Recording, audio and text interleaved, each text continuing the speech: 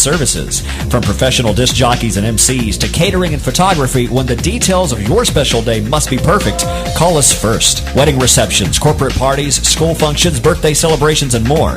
We also have Birmingham's largest selection of karaoke tracks available. With over 40 years combined experience, Full Range Entertainment can provide you with the talent and professionalism you need and deserve to make your next event one you'll never forget. For more information on the full range of services we offer, call 533-HITS. That's 533-HITS. Or check us out on our website at fullrangeentertainment.com. 10, 9, 8, 7, 6, 5, 4, 3, 2, 1, liftoff.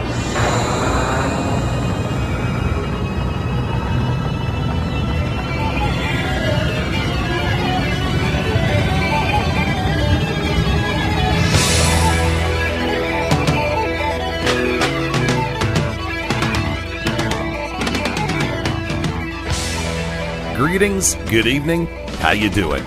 Welcome to your home for wrestling, mixed martial arts, sports talk, and a whole lot more.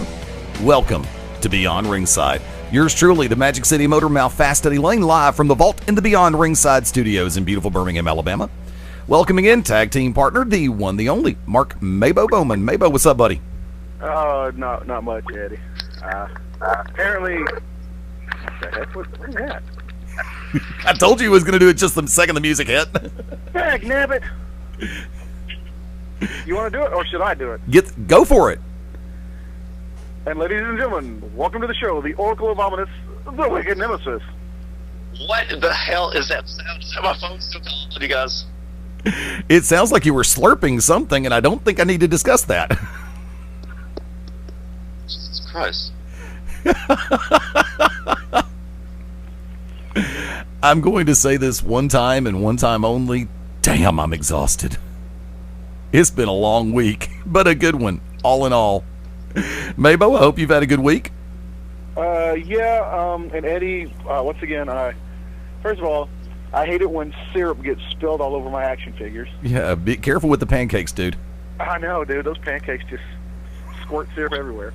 And second of all, on a much sadder note, Eddie, I really meant to tell you this before we went on air. You may know, you may not know, but good friend of the show, Dirty Dutch Mantell, his granddaughter was involved in a horrible car accident, I believe Wednesday or Thursday. Yes. He's passed away, and I left a message on his Facebook page on our behalf, sending our condolences. So, those out there, whether you like them, whether you don't like them, at least, keep him in your thoughts and prayers, because, he's lost his granddaughter, and it's bad enough when a parent has to bury a child, but to bury a grandchild is even worse. Very true, my friend, very true. And I think I can go ahead and say this. Dutch, I've known you for a while. We met a number of times over the years, and, dude, definitely still always in my thoughts and on my prayer list. Well, we just lost the call with Wicked. We're going to try to get him back in, and I know that he's got to be pretty much blowed up also after this weekend. I know last night, but I'm going to hold off on discussing that. First off, 3 great nights. I was there for the show in Canton, Georgia. Great show. For those who made it out, we thank you so much for making the trip. Had some of the best of the Bama area as well as some of the best out of Georgia. And it was a great night. I've got the Beyond Ringside camera was rolling that night, and we've had a conversation with the front office over at Global, and a couple of matches may just be ending up as GCW Web Gems down the road. That's something that I'm working on, actually, because I know that Wicked carries his camera everywhere he goes, and I've been carrying mine everywhere I go, and we both shoot video of different shows. And if we're on events and have the permission of the promotion, we may just be turning in Beyond Ringside Web Gems and different areas in that particular regard. Of course, a lot of people know that I work directly with Global. I have for years, and coming out of Friday night and Saturday night, 2 tremendous outings. And I'm just going to go ahead and say this. My last call a little bit later on in the evening is just simply going to be entitled For the Love of the Business. Plain and simple. I'll let you think what you want to think. But definitely join us a little bit. Keep it right here on Beyond Ringside. I'm going to be joined approximately 6:15 Central, 7:15 Eastern by professional wrestling star Tommy Taylor. And at the top of our 7 o'clock hour, 8 o'clock Eastern, 5 o'clock Pacific, we are scheduled to be joined by Grizzly Redwood. First off, Mabo, my tip of the hat in your direction, sir. Thank you for setting everything up. Yeah, no problem. Sorry, I guess. Because, you know, when people spill maple syrup all over their action figures by accident, they want to clean them, especially when they have obsessive-compulsive disorder. Was it, well, actually, wait a minute. We were joking about pancakes. Was it actually pancakes, waffles, or French toast sticks? Oh, it was a French toast. It was actually a French toast stick. And that dadgum syrup just, can't believe it just shot right all over those pancakes. Wicked, welcome back in, buddy. How you doing? And I hope you've had a good week, sir. I've had a horrible week. An even more horrible weekend. And this Skype sucks. Yeah, I know. I think I'm getting the echo that Mayball always talks about. Oh, we're not gonna. No. It's just for some reason when I called a second ago, it continuously had like I was calling in the background. It was Yeah. This is not the time or the day for this tablet to be messing with me. See, I haven't even tried to use Skype for my tablet yet. Like I said, I've got all 4 up and running right now with 2 in reserve, and I'm actually thinking about I'm going to be changing out one of the 2 as soon as I get a new monitor in. So it's been chaos. You know, coming out of by the way, real quick, SummerSlam scheduled to start in about an hour and 19 minutes from right now. So many different things. I managed to catch the first hour of SmackDown from this past Friday night. Managed to catch the majority of Raw from Monday. I have not had time to watch Impact. And courtesy of all the rain that we've had and the inclement weather down here in the southeastern U.S., specifically in central Alabama, I've had no end of headaches with Charter Signal coming through. So Impact was actually frazzled more than it was watchable, and I just gave up and threw the DVR out the window. And have not had 5 minutes to download it off of YouTube. For everybody who uploads complete shows onto YouTube, God bless you. Thank you. I appreciate it. I know a lot of wrestling fans do too. Because every once in a while, your cable or satellite system just effing becomes possessed. And it happens like that. It really does. Coming out of last week, I had a chance to watch the replay of the TNA pay-per-view. Hardcore Justice. And I'm going to go ahead and say this. Good job. The pay-per-view had a good flow to it. I was okay with it. There were a couple of things here and there, but you know something? We talk about that on occasion. The human element gets involved, and every once in a while something goes wrong. The only thing that I really didn't care about is exactly what I said I wasn't going to care about, and that was the Knockouts match. Sorry, don't care. I saw it coming. And the whole scenario in play, with the exception of that one match, and it's no disrespect to Madison Rayne. I wasn't a big fan of hers when she first really got things going because I thought she was a cardboard cutout. But as time has gone by, she has worked to become better, and she has gotten better, and she is actually very good in ring and better than a lot of people thought she was going to be, myself included, on the microphone. Great her on-camera presence is becoming that much better, and I think that she is genuinely developing herself into a true star over at Impact and TNA Wrestling.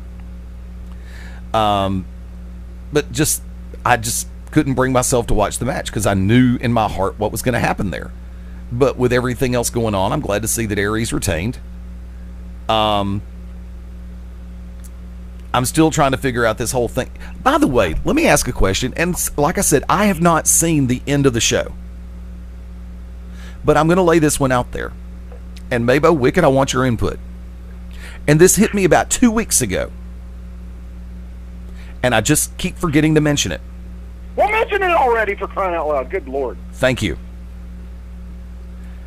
Wouldn't it be funny as hell if Austin Aries was the one behind Aces and Eights? Because think about it, his initials are AA, as in a double, as in a pair of aces. Yeah, Mabo? I'm going to need you to put Wicked's pipe down. I think it would have been absolutely perfect if Austin Aries had been the one completely in charge of Aces and Eights. Nah, my money's either on Dixie, Jeff Jarrett, or for some reason, and I don't know why, but if they got old Brock Hogan doing something even more, because Daddy wants her to be in the spotlight and earn more money, brother. I will barf. I will drive 14 hours down to the Impact Zone, Wait, And it I takes will. you 14. Wait, hold on. It takes you 14 hours to get down there. I like to stop every once in a while, and I'll stop by Cafe Risque on the way down. Have a Wait, T-bone. Is that like the big 2-3 level porn store? No, that's the full scale nudie bar / restaurant where they have naked waitresses. Ew, do they wear hairnets? There's no hair down there. I swear by Nair. And either that or I sure as hell wouldn't eat the steak. However, Wicked Nemesis, your thoughts? On Club Risque? No. Yes, on Club Risque. Yeah, when was the last time you were there? Because at Club Risque, you have to buy something to eat. Cafe Risque. And then they made me and Bishop pay to leave until Bishop threatened to rip the guy's arm off and stick it up his ass. Nice. No, I'm talking about the concept of it. Club Risque, all that, man. That's horrible. I just go to the Asian one and let them, do that thing. Been there too. No, I haven't. That's a lie. I don't know. I don't watch TNA. I hate how they treat those guys. It's just, I don't know. It probably is going to end up being Jeff Jarrett. If it's Austin Aries, I don't see that because they need a baby face that is predominantly used by them that the WWE hasn't regurgitated or cracked out. That they say, let's pick up these turds and run with it. Jade, excuse me, Storm has not been in that trap. That's the only one that they've pushed, though, in years. The only one. In years. Besides AJ Styles, that's it. True, because they never really did give Christopher Daniels that true main event superstar face push. They've kept him primarily either tag team or heel. And I think, well, in his case, he does make a better heel than face. I think that with his personality. And there are just some people in this industry that you see and you look at and you go, yeah, they make better face than heel. Yeah, they make a better heel than face. And that tweener thing just doesn't even come into play, Miley Cyrus. Or what's the Amanda Burns? Yeah, learn to drive, bitch. Mabo, your thoughts? Well, I don't think you of all people should question Amanda Bynes, not Burns, Bynes. Question her ability to drive. She can't help it. She's got to take the low-hand spot, so we roll on. But yeah, no, I mean, you're right. There are some guys that you look at and be like, yeah, he's definitely more suited to be face than heel. Like Ricky Steamboat. Could you ever look at Ricky Steamboat as a heel? No. Okay, Tito Santana. Yes. Really? Yeah. Nah. Although I often wondered and thought about this, a couple days ago. What if they would have gave the Alberto Del Rio gimmick to Tito Santana years ago before they brought him back as El Matador? I don't think he could have pulled it off. I think he has too much background in the American-based business to where everybody would know him and go, well, that's BS. Well, see, that kind of brings me up to another point is a good friend of the show, Antonio Garza. Or wait, is he a good friend of our show? Yes. I don't think we ever had him on. Anyway, we know him. A certain constituent of mine years ago asked him, so who some of his favorite influences were and all that. He was interviewing him for another project. And, of course, he rattled off, several luchadors. And the person doing the interview looked at him and was like, well, what about Tito Santana? And they said Garza just looked at him like, who's Tito Santana? Oh, funny. Huh? Oh, funny. Yeah, and the interviewer got, insulted, really? How dare you not know who that is? And I'm just like, that's because he wasn't, he never really competed in Mexico to the best of my knowledge, so he's probably not a top-shelf name luchador. Yeah, he's been in the U.S. ever since the 80s. Exactly. So, anyway. And maybe Tacula's too small of a town to know. Tacula? Yeah, I've been there once. By the way, nice props on correcting me on the hooker who can't drive. I was saying her name off by on purpose, dude. Sure. Wicked Nemesis, the preconceived notion about physical appearance, face versus heel.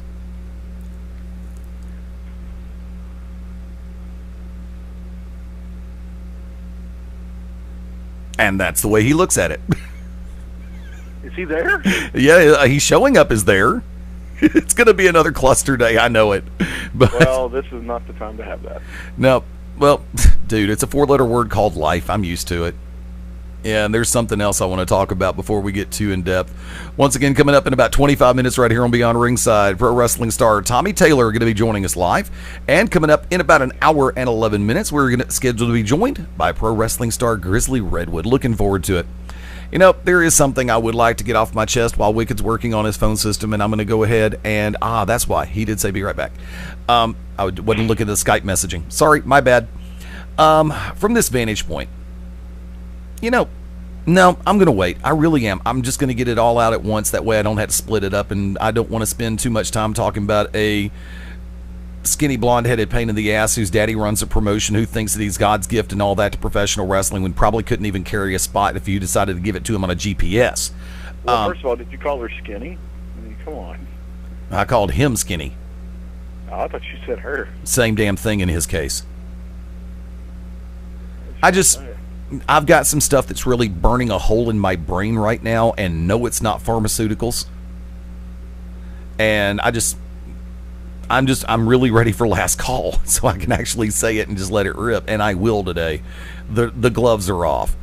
But speaking of the gloves being, you know, I'm looking at the Bound for Glory thing, and the way things are starting to shape up. They've actually done a good job of mixing it up a little bit coming out of the pay-per-view. And the way things are looking right now, looking at the points in the Bound for Glory series, I know the whole thing's a storyline, I know the whole thing's a work, but by the same token, they're actually making it look good.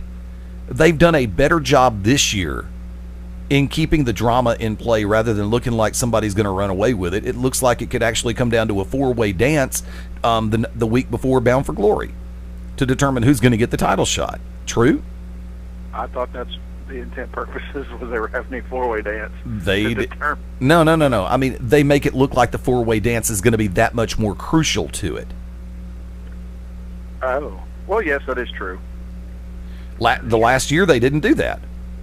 No, they didn't. But that was their, you also got to realize, that was their dadgum syrup. That was their first year, and they were still kind of working with it, so. You are restricted from eating French toast. You're oh, you cannot stop me from. I couldn't say it. You can't stop me from. You are restricted from consumption of French toast sticks anywhere close to your action figures. I'm telling you, dude. Well, let's put it this way: the toaster's right next to the action figures. So, anyway, beside the point. That's what you get for putting the syrup into a power. God, what was you? Don't even have an analogy. You're just too. No, I'm laughing too hard. I can't even get the word super soaker out of my mouth. Why would I have to have syrup in a super soaker? It's just stupid. Never mind, you sick freak. We're gonna end up breaking the K on this one anyway. Meanwhile, back at the ranch. Continue.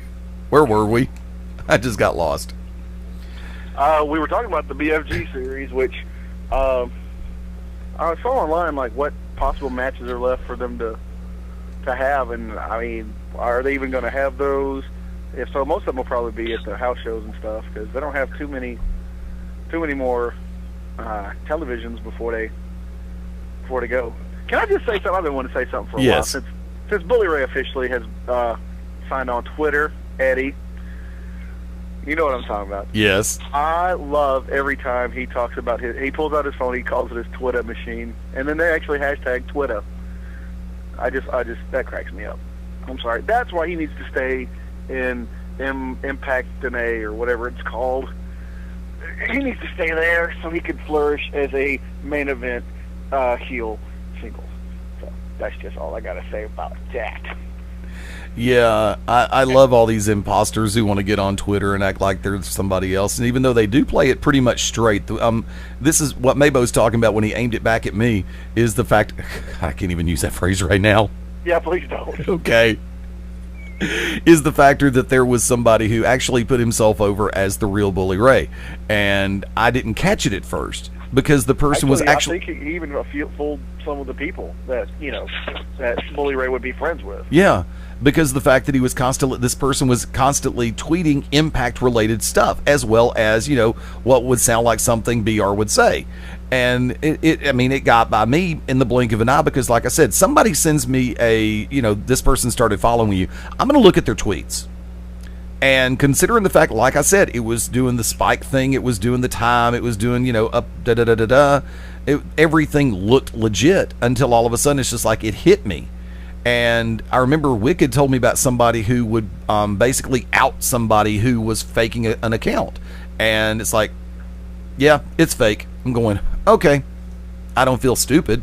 I got hornswoggled on that one, but by the same token, I don't feel stupid. It works like that every once in a while, especially online. That's one thing that I have a major issue with. If people are that damn bored in their everyday existence to where they feel like that they have to try to get attention by putting themselves over as somebody they're not or something they're not, then guess what? You don't need to be on this freaking planet to begin with. Do the world a favor. Go deep sea diving without a snorkel. Plain and simple. I know that's harsh. I know it's crass, but you know something? It's the way I'm feeling about things right now. And I hate to sound really overly cynical, which is totally not me. But it gets to that point every once in a while where I see the human condition for what it is in this business, because of this business, I'm outside of this business. And, we had a discussion earlier with Tasha Simone. I had the discussion with Corey Chavis, one half of the NWA World Tag Team Champions. We've had it with a number of people who've been in the business for a while. And, I enjoy the internet. I have fun with the internet. The internet, for all intent and purposes, for broadcast reasons, is our home. And I respect it for what it is. But you have people who want, and please don't overanalyze the use of this word. You have people who want to prostitute it to do something completely and totally stupid, and it's like, something, just go away. Go hang gliding over a volcano. That would be the nice way to say it. So I'll leave it at that. Like I said, SummerSlam starting in approximately 1 hour and 4 minutes from right now, and getting ready for everything involved in that. I will be catching the replay. I was hoping Wicked would be back by now, because I've been back like 15 minutes. I've just been letting you guys talk. Oh, well, hell. Sorry. Well, that was mighty white of you. Oh, shoot. Before we go to the top of the hour, like I said, we're going to have about 15 minutes after the top of the hour before we try to get Tommy Taylor in. Wicked, I will go ahead and give you the chance to pop a 3-minute recount from last night and the weekend. Go for it.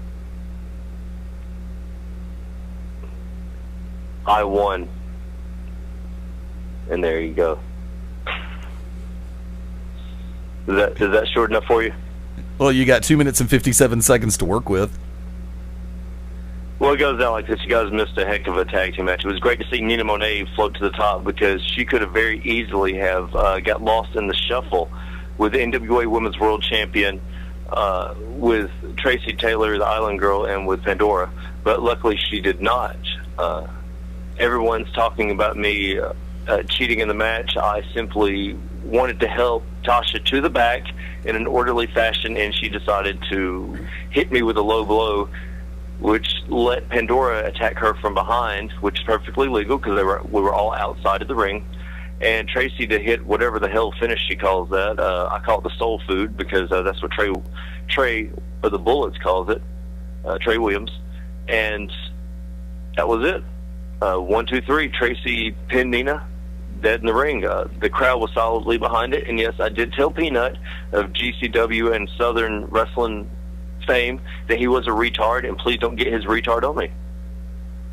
I love the fact that every time I jump at the front row, the entire front row moves back, but yet they want to act like that they're badasses, if they could take me in a fight. But just me jumping at them sends them 4 rows back. You got to love that. You got to love rednecks and their machismo. And then I looked outside and I saw 15, 18-wheelers out front, 42 monster trucks, and a retarded school bus. You know, the short bus that starts off with like a letter? Yeah. Like L for loser. I think Obamacare should go through, and we should bring in death panels and just line up all the people like Peanut and just mow them down. I think Hitler was onto something. Let me say this, because actually, and that's going to be something that I cover in Last Call. Hitler? Yeah. No, Peanut. Wait, hold on. Before you get started, how come I can say everything I say and you give me, address all complaint letters to blah, blah, blah, when I say some weird stuff, but this man just endorsed Hitler and you gloss over it like, he could have been right. Really? Kiss my black ass. Everybody knows I hate Hitler for what he did, but if we forget about Hitler, if we forget about Mussolini, we forget about all these guys that did these atrocities, even George Bush. If we forget about them, if we don't talk about them and continuously bring them up, then you know what? History is going to rewrite itself, and they're going to try to put these people off as good people. Yeah. And everybody knows that's not true. So I, of course, do not endorse Hitler. I wear a Hitler mustache because people boo it. People hate it, and it makes my job a lot easier. True. That's plain and simple. But the thing about you are right. If anybody wants to have any kind of hate mail, because I've already actually got 2 hate mails through my Facebook today. Enoch at thewickednemesis.com is my email. Wicked Nemesis Enoch Tessarian. On Facebook, Enoch Tessarian. Please send all that hate mail there. I love reading hate mail because it's always the same thing. Your hair is ugly. You're a porcupine head. That's how every hate mail starts off, because nobody wants to insult the fact that I'm a winner. Nobody wants to insult the fact that my charges always win, and that's just common knowledge. Well, 2 points real quick. One, I've never seen a porcupine bald on either side. They're usually completely covered in quills. And 2, yes, I like to think that they're not booing your Hitler mustache. I like to say that they're booing, and they're not big fans of Charlie Chaplin because they don't care for silent cinema. You know, I tried to do that joke at PWA, and nobody got it, Mabel. I tried to say, it's not a Hitler, it's a Chaplin. Nobody got it. Nobody got it. About society, Mabel. Well, that is PWA, so look who you're talking about. Well, no, I also have to jump in and say this, because Smokey and the Bandit, Burt Reynolds said it perfectly during the movie when he was talking to Carrie, i.e. Sally Field's character. When you lay a statement out there, it just depends on what part of the country you're originally from and talking about to show how dumb you really are. And the same thing can be said about timelines as well, because not a lot of fans of silent cinema, not a lot of people go back that far. They're content with the here and now. And, you know, in the post-MTV era where everything's reality TV, quick cuts, and we have a tendency to build celebrity status into people who just aren't worth a tinker's damn. And there's another word I really want to use right there, but I'm being nice and I'm playing by my own doggone rules. That's a pretty good word. Tinker stamp? Tinker's Dam. Tinker SDAMN. Tinker's. Tinker stamp. I was like, dude, that's awesome. Okay, I'll go with that one too. We'll put it on there. Tiffany hates you. Because we support homosexual marriage like they do. Say what? I said because I support homosexual marriage like they do. Thank you for using the singular. Because everybody's entitled to their opinion. I don't know what Mabo's stance is, and my stance is my stance, and I'm just pissed off. I don't eat Chick-fil-A anymore. And I'm just pissed that Chick-fil-A's closed on Sunday, but I respect it. See, here's the thing, and we're gonna push the network break back to 10 minutes after the top of the hour, folks. So bear with us, and we're 2 minutes after the top, right here on Beyond Ringside Live. We don't do politics, we don't do religion, we don't do bullshit. We do wrestling, mixed martial arts, and sports talk. Yeah, I know that's a bleeper right there, and I'll fix it. Early in the night. But you want to talk about politics, Eddie? You want to talk about religion? I hate politics. But let's talk about Hogan and the BFG series, as you guys were talking about just a few minutes ago. This is something that could have been done if the WWE took this format. First of all, everybody would say that they were stealing from. But the BFG series to me is like religion. Everybody has an opinion on it, but nobody knows how to fix it. I don't think there's anything wrong with the way they're doing this. I mean, you've got the people who are going to be perpetually at the bottom, like Robbie E. You've got him down there with 5 points, or however many he's got as of this past Thursday night, because I didn't see the whole show, and I'm not looking at the website right now. Well, it's kind of like looking at NASCAR, and you're looking at the top 10 in the point standing with the 2 wild cards. Right now, Robbie E's the wild card, and guess what? He's there for a reason. Not like last year when Tony Stewart came in as the wild card and turned around and won the whole shooting match because he racked off 3 straight wins and built up enough to where he could challenge Carl Edwards. The only thing I understood of that was Bill Elliott was missing out of it. So I didn't understand it. Awesome Bill from Dawsonville. I met that man when I was 8 years old. He was a cool man. But, we talk about this all the time. The BFG series, I don't know about you guys, I like the King of the Ring. I always like the King of the Ring tournaments that they did throughout, and then the culmination being at the pay-per-view, The BFG series offers a lot to it because you get to see that side. I just wish that, to me, it's loaded down with a lot of WWE guys, and that's their fault, or ex-WWE guys, because they have so much ex-WWE talent. And as you guys know, Mabo, and you and I talk about it, and Eddie, you and I have talked about it a few times, man, those guys, man. I mean, I work shows with a lot of those guys, Yeah. and just to see how they don't let them be them. It's like, well, this is what got you to the top, kid. Now don't do it. Don't do any of it. Okay, I can answer that. And Mabel, you can come back, you follow up if you'd like. Plain and simple, WWE has fallen into the trap of what plagues just about every network television show. Spike does it and gives them the results. It's called focus groups. You know what your focus group should be? It's the people who pay their hard-earned money to sit in the crowd to cheer and boo and be indifferent at whoever the hell they want to be. But the networks will turn around and focus group. They're looking at demographics. They're looking at numbers of people who may not even be fans of the business to begin with. And they're showing Impact. Spike is showing Impact. TNA. And NBC Universal is showing WWE what these people in the focus groups, who may not even be wrestling fans, who may just be Joe Schmo off the street watching the product for the first time and have no knowledge whatsoever. Well, I like this person, but they seem a little bit too aggressive. Well, NBC Universal will turn around and say, well, that maybe they need to tone it down a little bit, and they'll be a little bit more over with the crowd. No, I'm talking about the simple fact of somebody like Robbie E., who is a hell of a talent, who goes in there, and the man, if you've ever seen he's pretty good submission specialist, but then he goes in there, does a Robbie E. character on TNA, and they don't let him do any kind of submissions. That's what I'm talking about. Elijah Burke.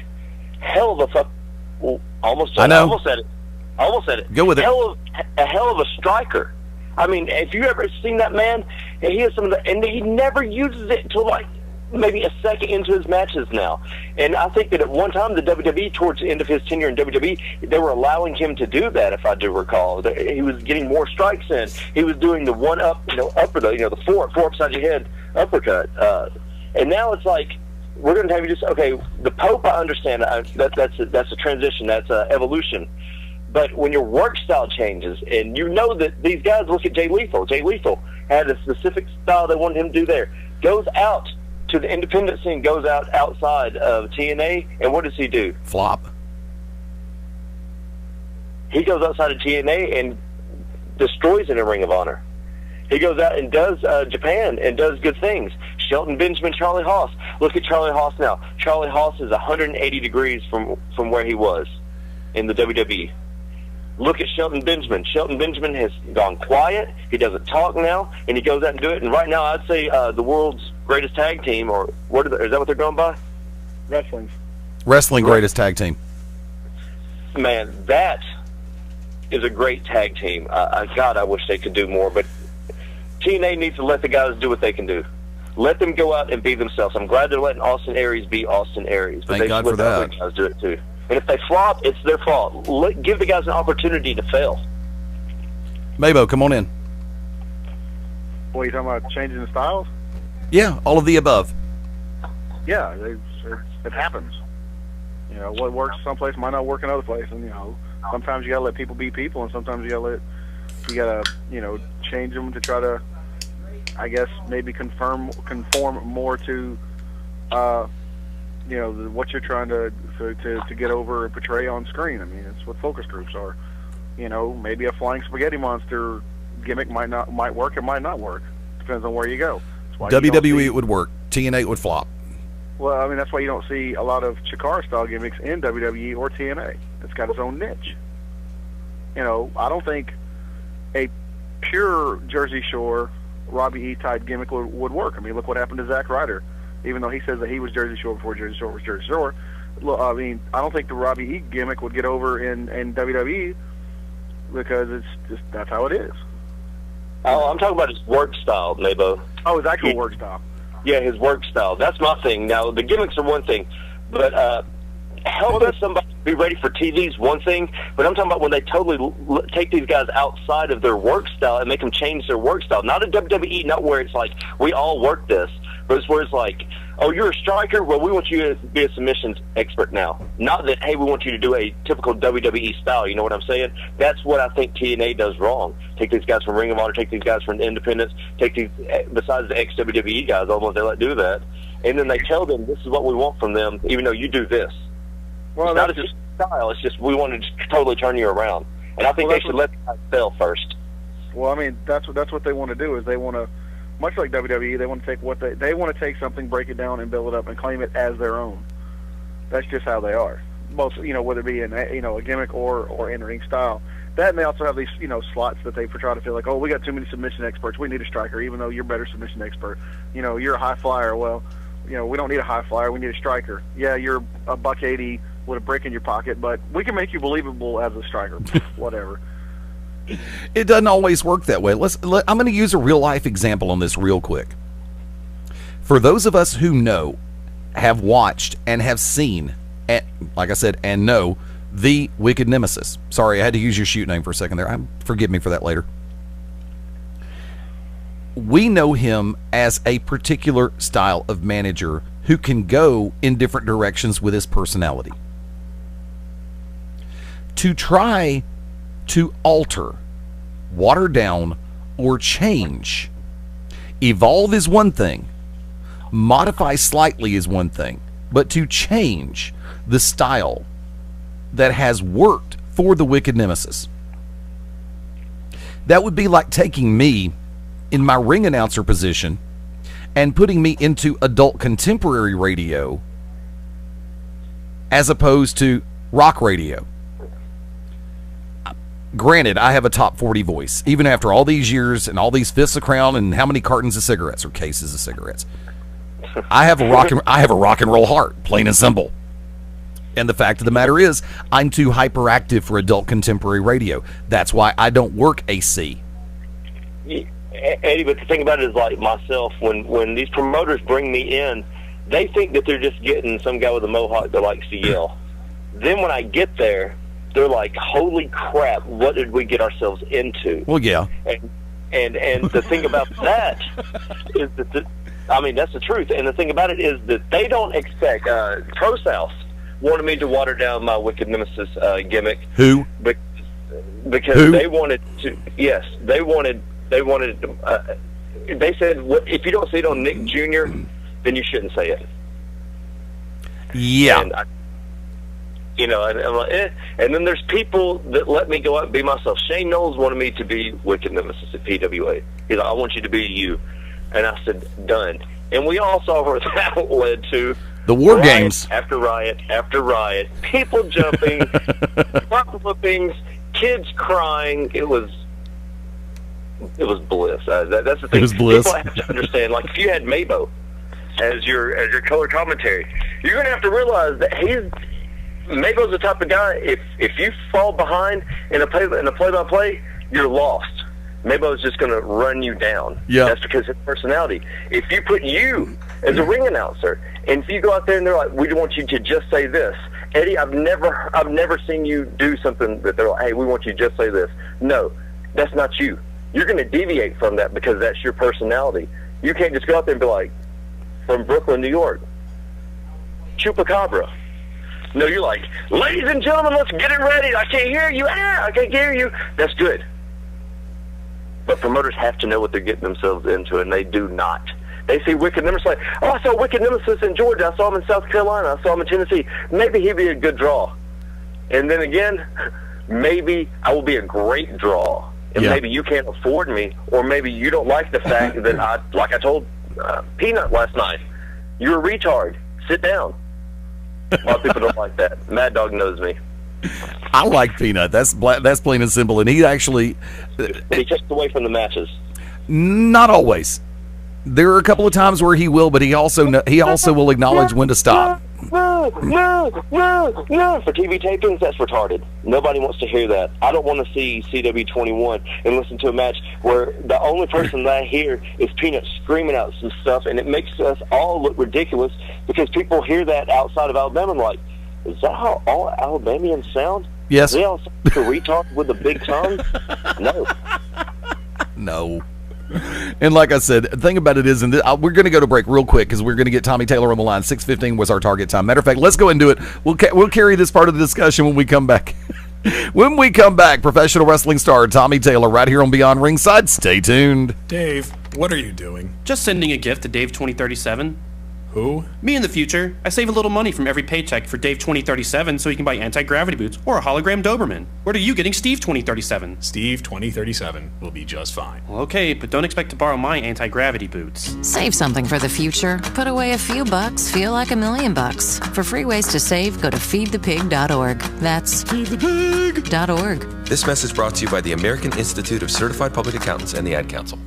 This is Awesome Austin Creed, the smartest man in this industry called pro wrestling, the valedictorian of this business. You are locked in to Beyond Ringside. While cutting molding with a 12-inch dual compound miter saw, while holding a newborn baby in your arms, when face-to-face with a congregation of alligators, with the ball in your hands and the entire freaking season on the line.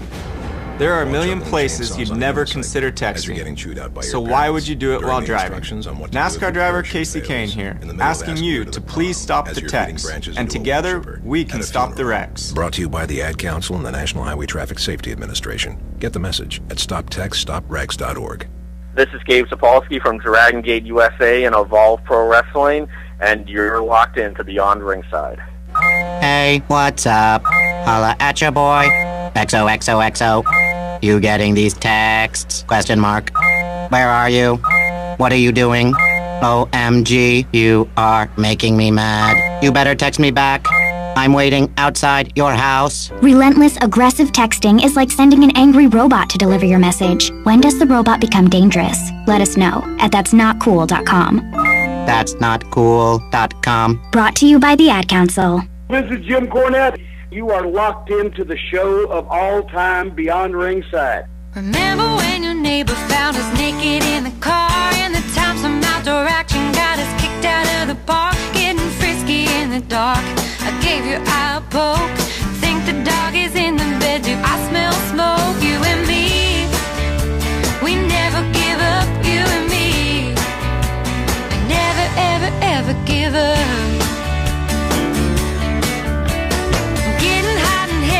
The whipped cream that we bought, and dressing in the kitchen, then getting caught. So many things can go wrong, but we still can get it right. You and me are not gonna give up tonight. You didn't give up on sex. Don't give up on birth control either. There are more methods than you think. Visit bedsider.org to compare all the choices and put the bogus myths to bed at bedsider.org. Brought to you by Bedsider and the Ad Council. Bedsider.org.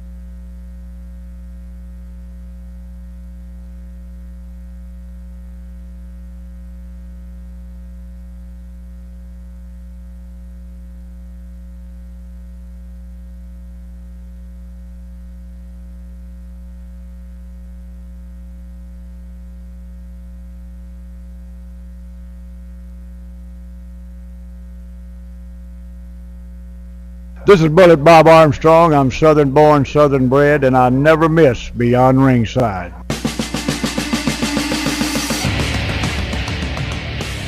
Welcome to the original Rockin' Wrestling Radio Show.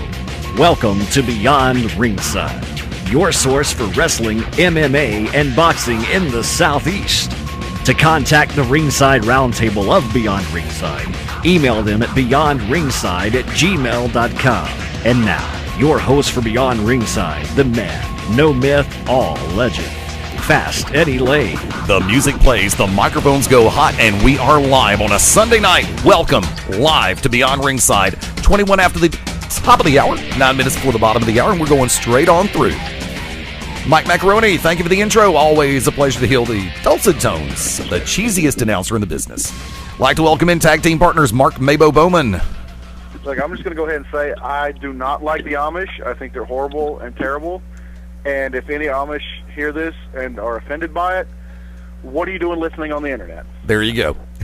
Like to welcome tag team partner, professional wrestling manager, the Wicked Nemesis.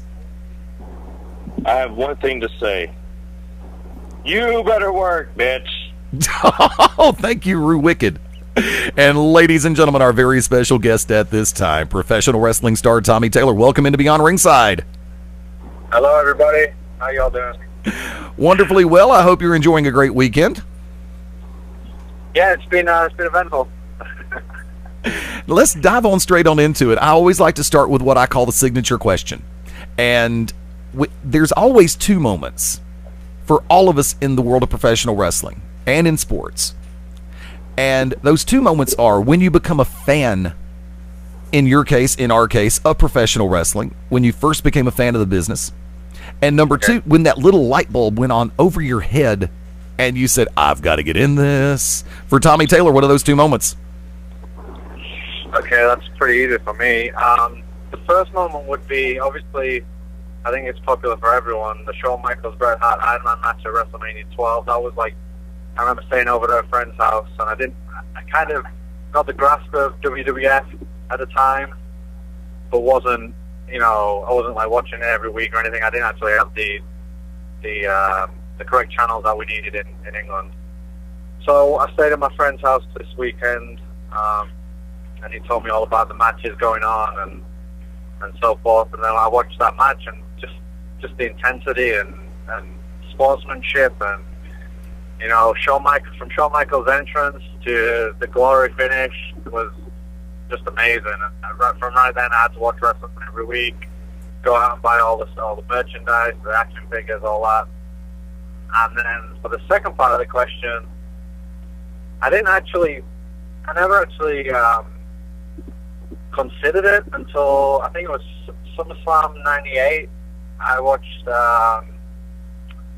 The Rock and Triple H do the ladder match, and I just thought that wrestling's so versatile that two guys can do a ladder match and be totally entertaining as The Rock and Triple H are, and then you have the factors of DX and Nation of Domination. And I just thought it was also so thrilling and exciting. And I just thought, man, I really gotta do some research and find out how to get into this. So yeah, and then after that was it. I knew I had to be a wrestler, and I knew I was gonna be a wrestler. Sounds like somebody needed a new rubber band for the motorcycle. Yeah, I'm actually driving right now, so I was just going through the tolls at the peak of that question. Sorry about that. It's okay. It's okay. I need a new rubber band for mine too. Mabo, come on in. No, Tommy. For those who obviously can't tell by your accent, you're obviously not from the States. You are from the United Kingdom, correct? That's right.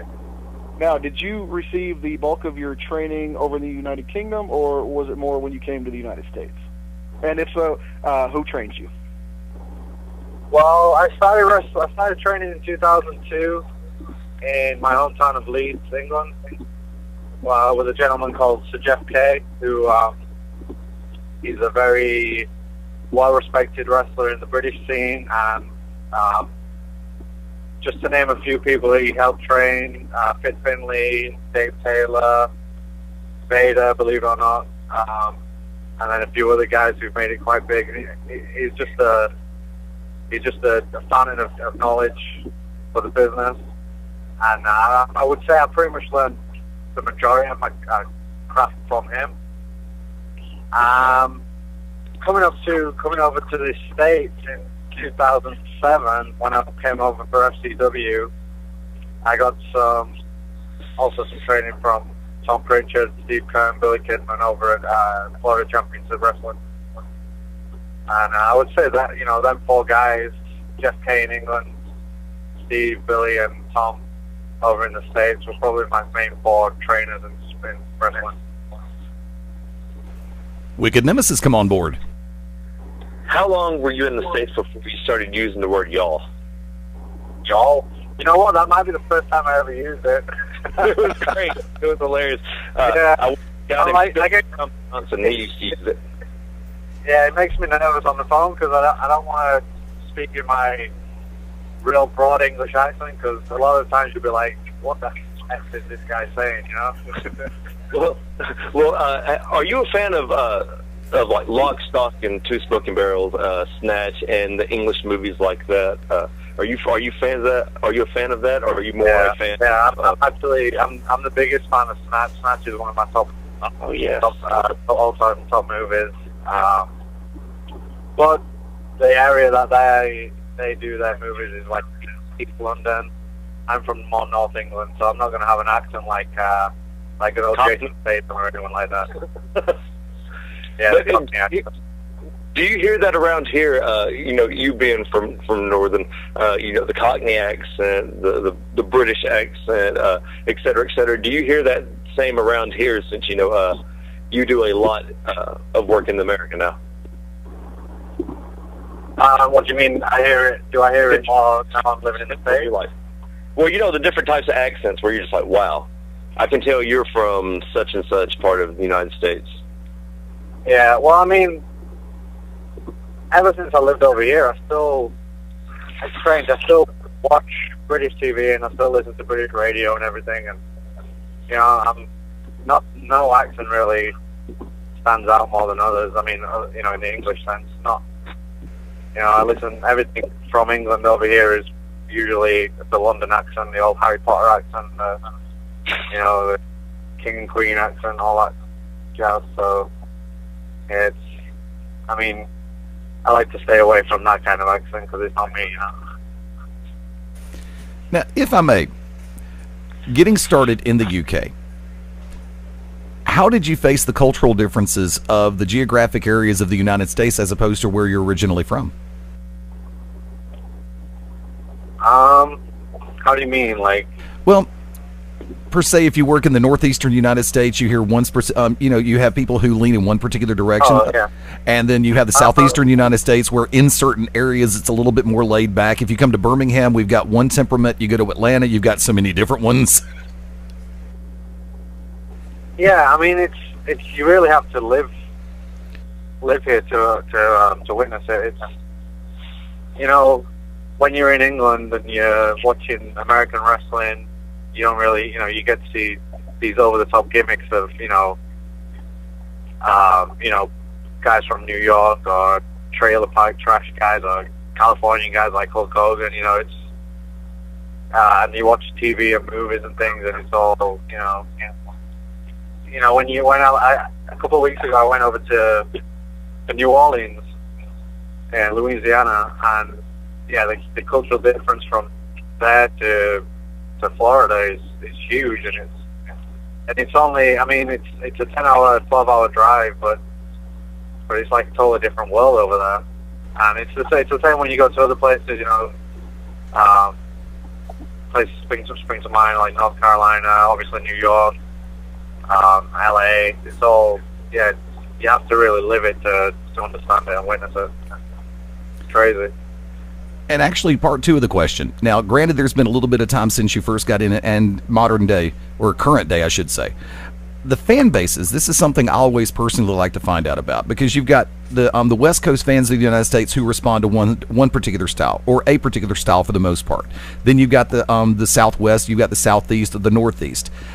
When you were first breaking ground in the UK, did you see a trend where a lot of the different fan bases, or the fan base on the whole, would lean more toward a psychology-based style, as far as or were they more fans of the move set, skill sets that the individual workers used, or was it more of a storyline-based, fan-driven?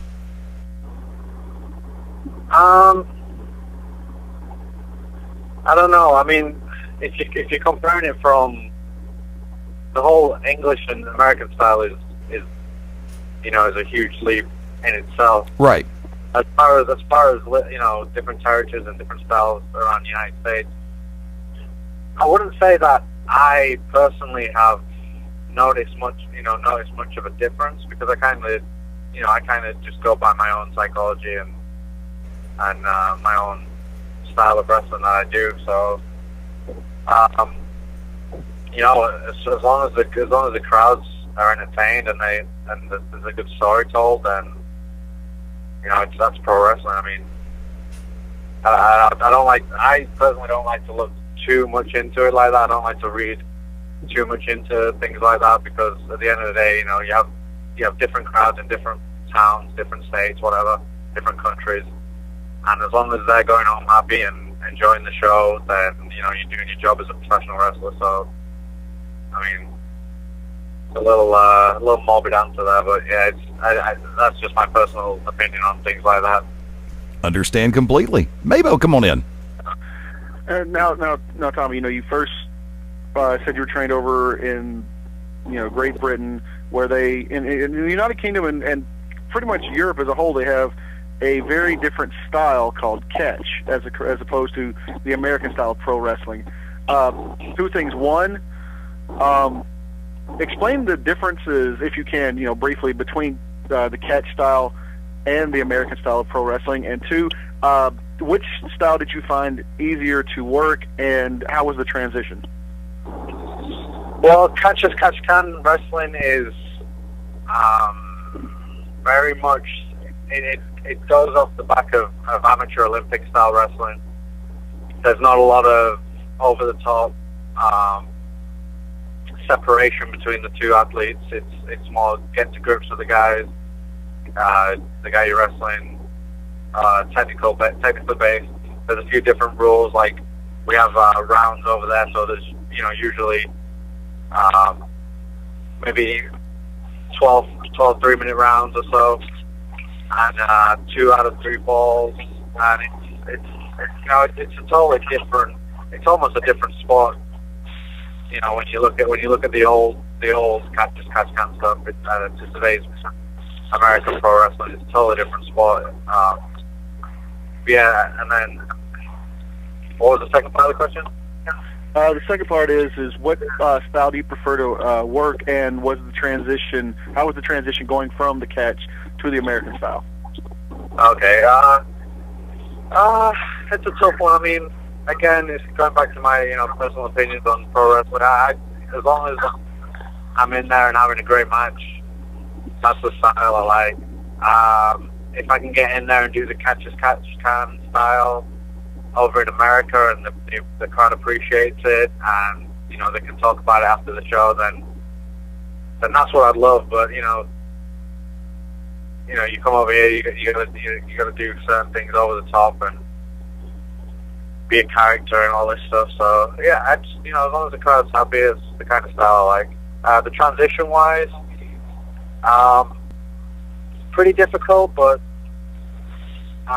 especially when I was in FCW, because they put their foot down on what you can and can't do. So I remember my first day training at the school, FCW school in Tampa. I went in there with another British guy, and we did a lot of catch can style wrestling holds, a lot of ground holds, a lot of locks, counter reversals, things like that. And I remember Steve Kern was like, it's amazing stuff, but you have to switch it up to appeal to the WWE style audience, and obviously as well as the American style audience. So, yeah, I mean, obviously it all sticks in my mind. I remember that I could go in there and do catch can style, as easy as I can do pro style. But the transition was, I'm still transitioning to today. Today trying to learn new things and as well as keeping that old catch as catch can British technical wrestling style in my routine. Wicked Nemesis, come on board. What made you want to get into wrestling? What made you want to become a wrestler?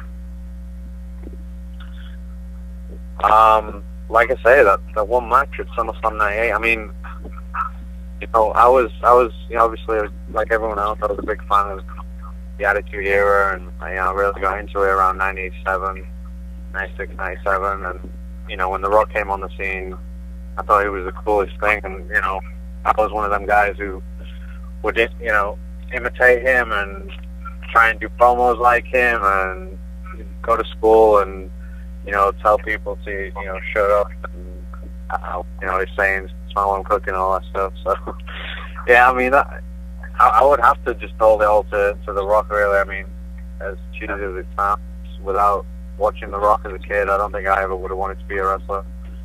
And it's crazy because it's not the kind of wrestling that I was taught to do for 5 years in England. It's not the kind of over the top entertainment that I was that I started off doing, but at the same time it's what made me love pro wrestling, and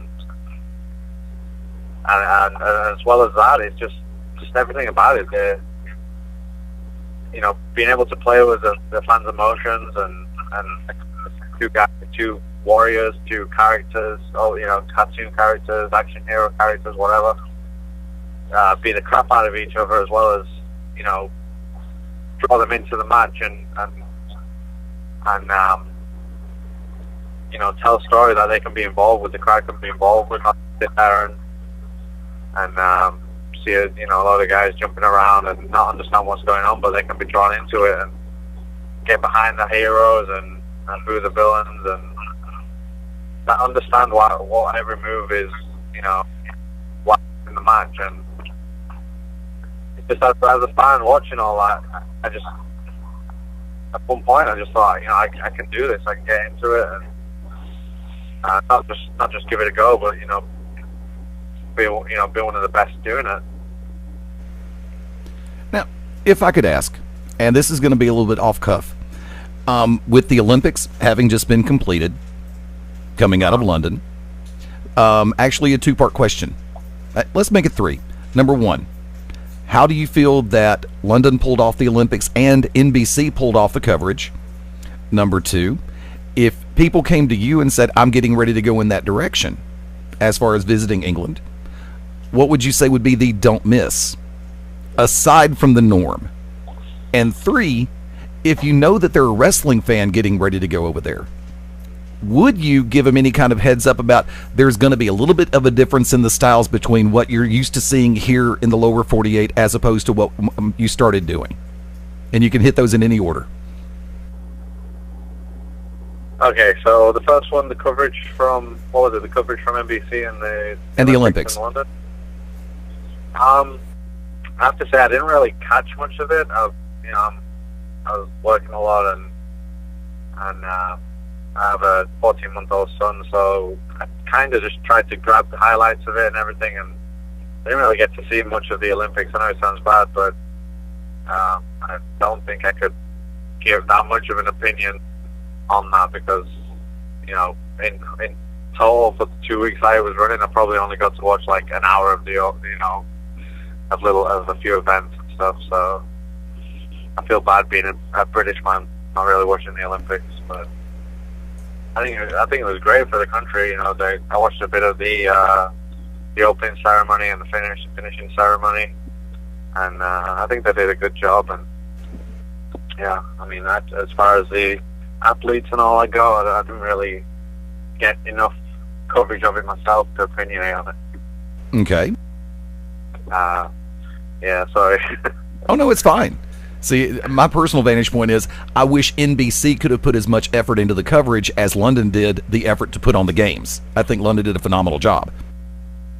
Yeah, I mean, did they have like a delayed coverage or something like that? Perpetually. I'm not entirely sure. The only times I watched a few of them, the events, were when I was at work, so I wasn't really entirely sure which channel it was on or anything, and I work overnight, so I'm talking like 2 o'clock in the morning. So. And that would have been 8 a.m. London time, right? Yeah, I mean... 6 hour difference. They were showing highlights from the previous day, though, so... Okay. But I did hear that they did a delayed coverage because over in England, obviously, it's happening around noon, like morning, noonish, early morning. And then obviously everyone's working over here when that's happening, so... Yeah, I don't know. Is that what they did? I don't know. Let's go ahead and bypass the second part of the questions about the tourist attractions, and if you and I knew each other a little bit better, and I told you I was getting ready to go over, and I wanted to take in a couple of different shows, not necessarily mentioning the names of promotions unless you really just want to, what would be the first thing you would tell me about what I should expect to be different? Going over as a wrestler or as a fan? As a wrestling fan. I would say, number one, you can go over there and within a week, 2 weeks, probably catch half a dozen to, if you're lucky, a dozen shows without traveling that much. You can probably hop on a train to, let's see where there's shows. You can hop on a train to, around Manchester area, hop over to down south a little bit, around Birmingham, England way, Alabama, obviously, London way. You could, as far as consistency in shows, it's pretty remarkable because, I have a lot of friends, obviously, workers over there and then fans over there. And it seems like there's something going on not just every weekend, but every week. And there is a few guys who still run that I worked for when I was over there, who ran 6-7 days a week, traveling up and down the country. So I would say that would be number one. Is if you are going over there, you're going to be prepared to go see a lot of shows. Cool. If you want to put in the effort to travel up and down on trains or buses or whatnot, but it's there if you want to see it. Mabo, come on in. One more round. Okay. Your top 3 British wrestlers and your top 3 American wrestlers. Top three British wrestlers. Current or anytime? Anytime. Anytime. Number 1 would be Dave Finlay, Fit Finlay. Number 2, I don't know. I would like to say Dynamite Kid in his prime. Number 3, I would go for Jim Breaks. I always enjoy watching, if anyone's ever heard of him. Actually, I have seen a little bit of him. Say that again, sorry? I've seen a little bit of him from the 80s. Yeah, his main time was around late 70s, early 80s for World of Sport and then into All-Star Wrestling. But yeah, Jim Breaks is, you could literally watch, I can watch his matches, and this is in the catch-as-catch-can round style. He could have a match 30, 45 minutes long, and you will be glued to the TV the entire time. You won't look away, and you will, you'll come away telling, I started watching like more British wrestling. As soon as I started liking wrestling in '96, I had to know everything about wrestling. So I got a lot of tapes from the old World of Sport years, 60s, 70s, 80s, and I would watch Jim Breaks, and I would go talk to everyone about him who. They didn't necessarily have to be wrestling fans. I would just go, and there's this guy, Jim Breaks. He's a little weasel, he's a little crybaby, but he's awesome. He just gets in there and kicks the crap out of these guys, and then he's just so entertaining how he does it. But yeah, I thought. Oh, sorry, I didn't mean to cut you off, but I was just going to say I thought some of the matches he had with Johnny Saint were just phenomenal. Yeah, the one that stands out in my mind is the one he had with Davey Boy Smith when Davey was, I think he was only 15, and he took him on a match. He had a match like 40 minutes long, and he grounded Davey, kept him down, and in the end, you know, you're talking about Davey, but, you know, if you understood the business, you're talking about how good Jim was. But he made Davey Boy look like a star at 15 years old. It's just professional work. Excellent. Maybo, do you want to hit the second half of the question real quick? Yeah, if you don't mind, your top 3 favorite American wrestlers. Top 3 favorite American, I would say Shawn Michaels,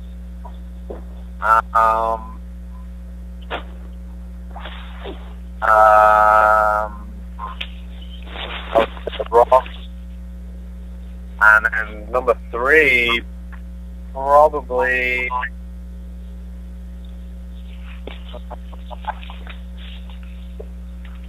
Oh, maybe Eddie Guerrero.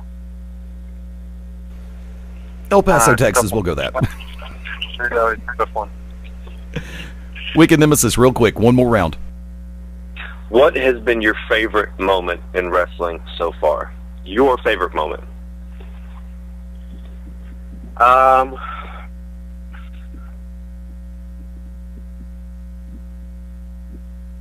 I would say being backstage at WrestleMania 2024 in Orlando.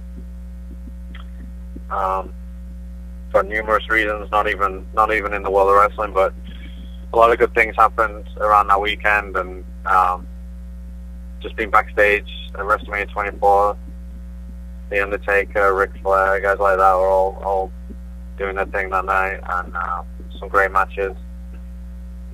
That was just like I was in awe the entire time, and yeah, that was like the big realization in my wrestling career that, you know, I set myself a dream to be a wrestler and be a great wrestler at that. And although I didn't actually do anything on the show, but I was there at WrestleMania. I was getting paid by WWE to be there, so, you know, and at the time I was only 21 years old, so that was like my big thing. And I on a daily basis, I do think back to that, and, like, you know, I still got to remember that was just a taster of the glitz and glamour behind the scenes.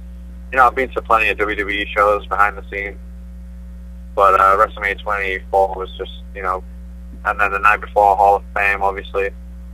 I got to see The Rock actually live, inducting his father and grandfather in the Hall of Fame. So that's like my proud, like, that's the moment that I always think back to, like, that's the height of my wrestling career, which makes me, you know, proud that I made this choice to become a professional wrestler. If I may, for people who want to find out a little bit more and definitely keep track of you on this wonderful thing called the World Wide Web, how can they find you? I have a Twitter at Real Tommy Taylor. Follow me at Real Tommy Taylor. Also on Facebook, facebook.com/Real Tommy Taylor. On Instagram, occasionally putting up pictures, silly pictures of what I'm eating and things like that, at Real Tommy Taylor. Also check out VintageFloridaWrestling.com, I believe, for shows that I'm doing in the Florida state. And that's probably about it off my own back. And upcoming appearances, where can we see in the near future? Well, for the next few weeks, I'm just taking a little time off, healing up my knee. I had surgery this year, so sometimes I overdo it. So I'm just taking a few weeks off to recuperate and spend a bit of time with my family. So the next time I'll be in the ring will be at Vintage Florida Wrestling, as they present All Out Brawl at Sanford Salvation Army in Florida on September 8th. Following that appearance, I have a few more around the state of Florida, including Wrestling for a Cause in Sanford, Florida on October 2nd, I believe. Oh no, October 11th, sorry. And then at the end of October, I'm going over to England to take part in a few shows, which will be the first time I've been over to England in 5 years. So very excited about that. And then, yeah, as soon as my health is 100%, I'll be back on the scene 100% as well, and you'll probably see a lot more of it. Thank you for taking the time to come on with us tonight. We could easily go another hour because there's so many different areas that I'm sure you want to hit and that we'd like to hit as well. But the door is definitely open, and we'd love for you to come back on with us in the near future. Most definitely, yeah. Definitely like to talk to you guys again. Ladies and gentlemen, our very special guest at this time, Tommy Taylor, has just gone beyond ringside, and we'll be back in just a minute right here on the Beyond Ringside Radio Network. When planning your next party or special event, insist on the best. Full Range Entertainment is a professional entertainment company providing a full range of services. From professional disc jockeys and MCs to catering and photography, when the details of your special day must be perfect, call us first. Wedding receptions, corporate parties, school functions, birthday celebrations, and more.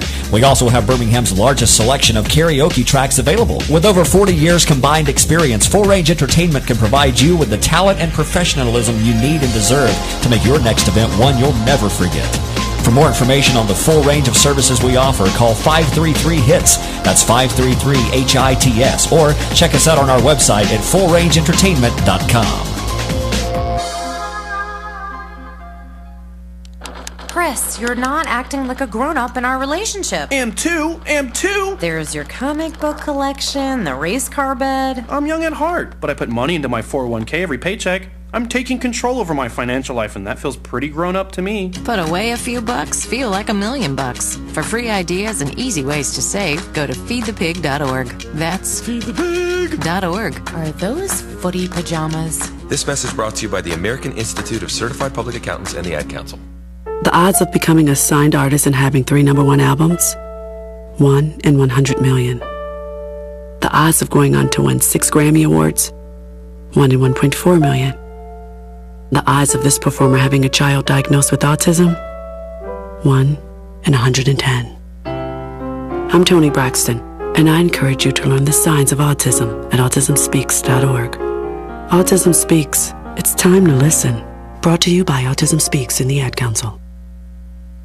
It is with sound mind and body that I, James Fredericks III, after fighting with all direct family members for decades, leave my entire fortune of $32 million to the one friend I had in the end, the package delivery guy, Matt Songer. Woohoo! Yeah! I had a feeling about this. I'm rich! Oh, this cannot be happening. Actually, it's not happening. What? And it never will. I don't get it. There aren't even people here. That's just one of those murmuring sound effects. Seriously? Listen, if you want to have money in your future, don't rely on luck. Put $10 away each month. Cook once in a while instead of eating out. Okay. Pay down your high-interest credit cards. Right. Small changes today, big bucks tomorrow. So, no inheritance? No. Go to feedthepig.org for more free ideas. Feedthepig.org. This message brought to you by the American Institute of Certified Public Accountants and the Ad Council. This is Angel, half of the Double Trouble Morning Team on Distant Thunder Radio, and you are locked in to Beyond Ringside. Let's fly this thing. Welcome back into Beyond Ringside Sunday night, 6 minutes before the top of the hour. I want to give a very special thank you to Tommy Taylor for coming on with us tonight on Beyond Ringside. Great to have him on board, and definitely, like I said, look forward to having him back on in the near future. There's so many areas that I'm sure that we all wanted to hit, and we'll get a chance to do that in the near future. As previously stated, that big company out of the Northeast that gets a lot of TV exposure that really shouldn't. WWE SummerSlam starts in about 5 minutes from right now. I'm going to go ahead and cue this one in. I can't get the freaking mouse to work. Here we go. I should know the card by now, right? Right. And let me come over here to the chat room, and I'll be looking. Daryl, what's up? Cameron's Papa, good to see you.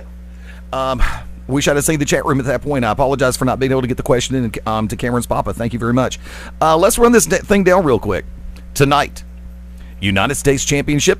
Well, that's actually going on right now, so I think predictions will be... No, it's not. It's actually over with. Yeah, what happened? Don't know. What happened? Antonio won. So he won the... See, this kind of brings me up to the... they've said this is his make or break moment. If he doesn't... If this doesn't work for him... expect to see him at Chikara next year. Probably. Tag Team Championships, Kofi Kingston and R-Truth versus the Primetime Players. Mabo?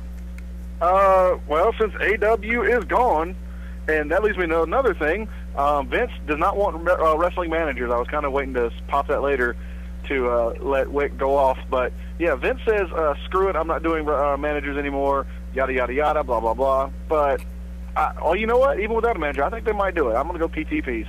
And Daryl went with the Primetime Players, Wicked Nemesis. Primetime Players.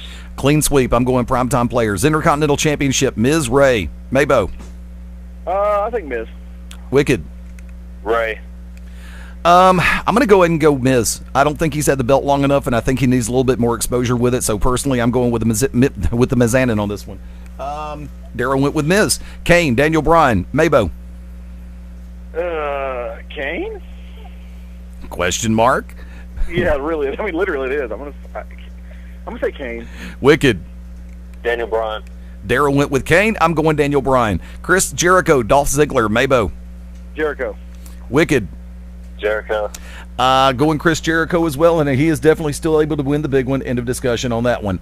I'll look at the chat in just a second, Daryl. Keep them coming in.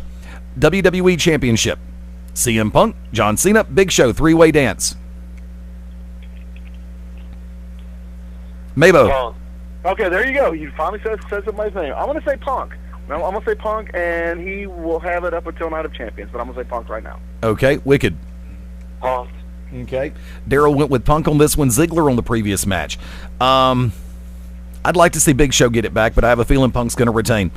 Is the World Heavyweight Championship going to take match, yes or no? I didn't see the end of the show Friday.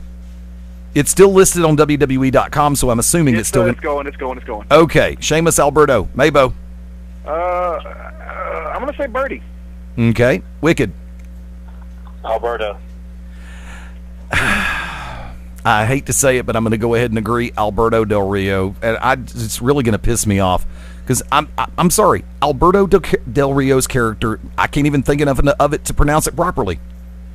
It's getting stale. It's getting boring. I'm sorry. They've got to do something, and making him more aggressive or just look like that much more of a heel antagonist jerk, roll him up into one, is not cutting it. I'd like to see Sheamus retain, but I'm going ADR. And Daryl went with Sheamus. I think I'm going to change and stick with... I'm sticking with ADR. Triple H, Brock Lesnar, Mabo.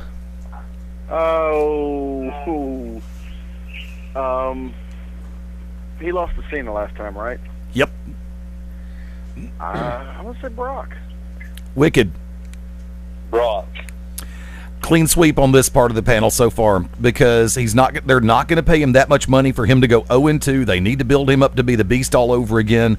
I think losing to Cena was the worst thing that they could have done. They should have went ahead and put him over Cena. It wasn't for a belt. From this vantage point, of course, Cena had just also done the job to The Rock, so this was the payoff for him doing the job at WrestleMania. Lesnar's got to go over tonight. Triple H is not full-time in the ring. So plain and simple, I'm going Lesnar. And Daryl went with Triple H. All right. Which match do you think is going to steal the show, Mabo?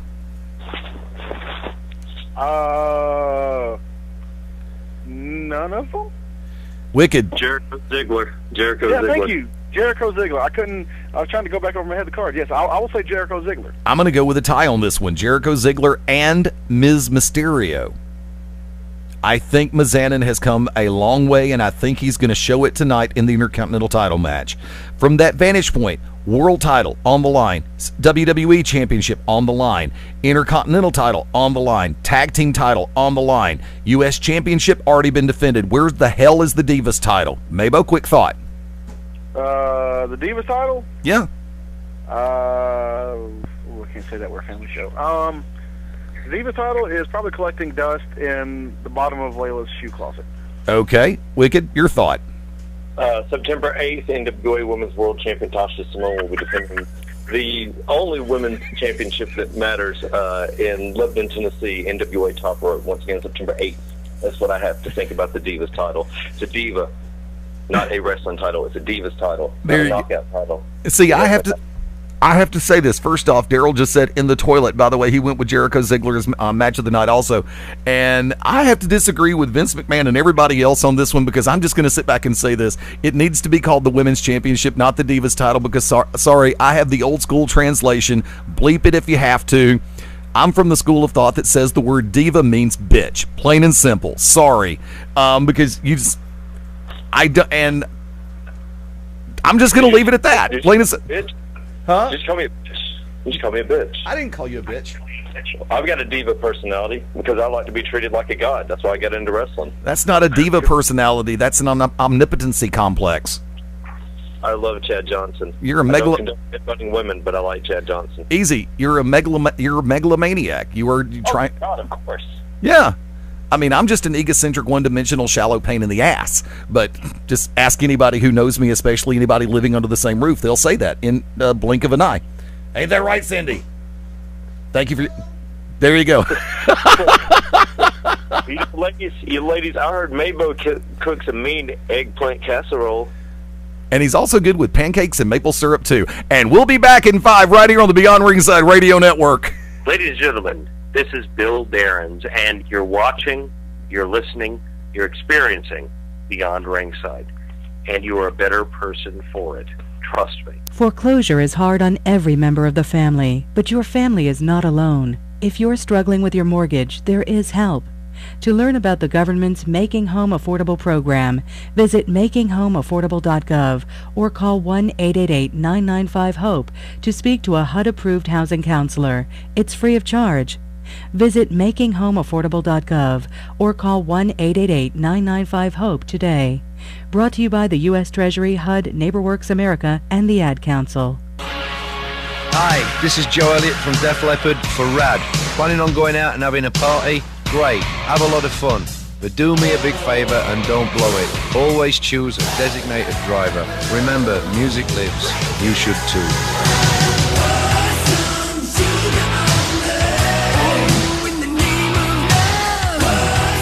A public service message brought to you by the U.S. Department of Transportation, RAD, the National Association of Broadcasters, and the Ad Council.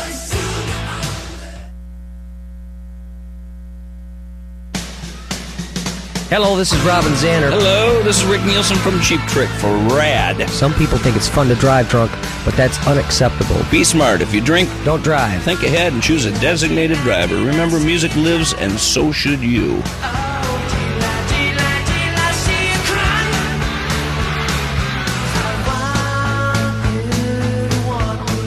A public service message brought to you by the U.S. Department of Transportation, RAD, the National Association of Broadcasters, and the Ad Council. Ladies and gentlemen, wrestling fans from around the world, I'm Lightning Mike Quackenbush, the master of 1,000 holds, and you're locked in for Beyond Ringside.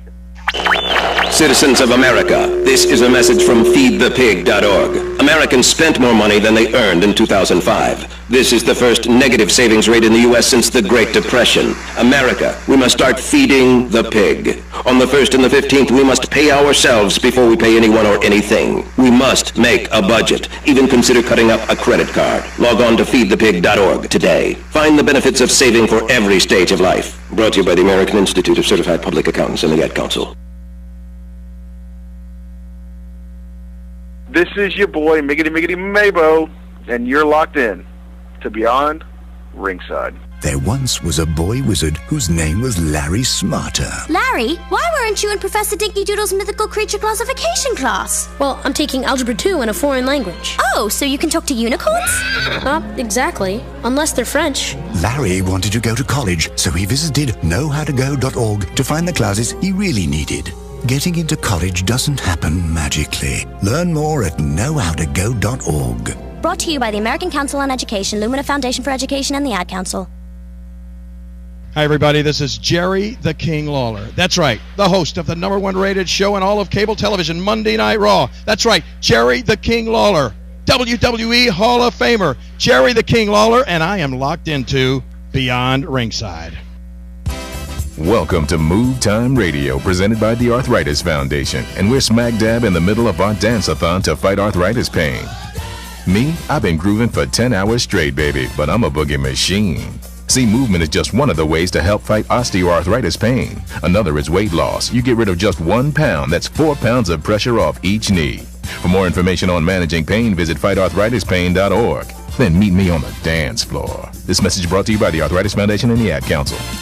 Hey people, this is the Machine Cuff Grayson, live and in your face. And remember, you are locked in to Beyond Ringside. Welcome to the Maya and Miguel Challenge. Meet Maya and the gang. Oh, hi, I'm Maya. Maya and her friends want you to get up and play, because it's always more fun to be active. Let's get started. Just go to letsmove.gov and look for Maya and Miguel. You'll find tons of fun activities that'll help keep you healthy and active. Whether you play sports, run, dance, or jump in place, just get up and play at least an hour a day. Take the Maya and Miguel Challenge today at letsmove.gov. A message from the Ad Council and HHS. Everybody out there, this is the human hand grenade, Danny Only. 1/2 of the Hate Junkies, 1/5 of POD, and you are locked in to Beyond Ringside. Hi, this is Little Steven for Rad. We all got to party now and then, but we've got to let somebody else do the driving. Please don't drink and drive, and don't drive with somebody else who's been drinking. Thank you. A public service announcement brought to you by the U.S. Department of Transportation, RAD, the National Association of Broadcasters, and the Ad Council.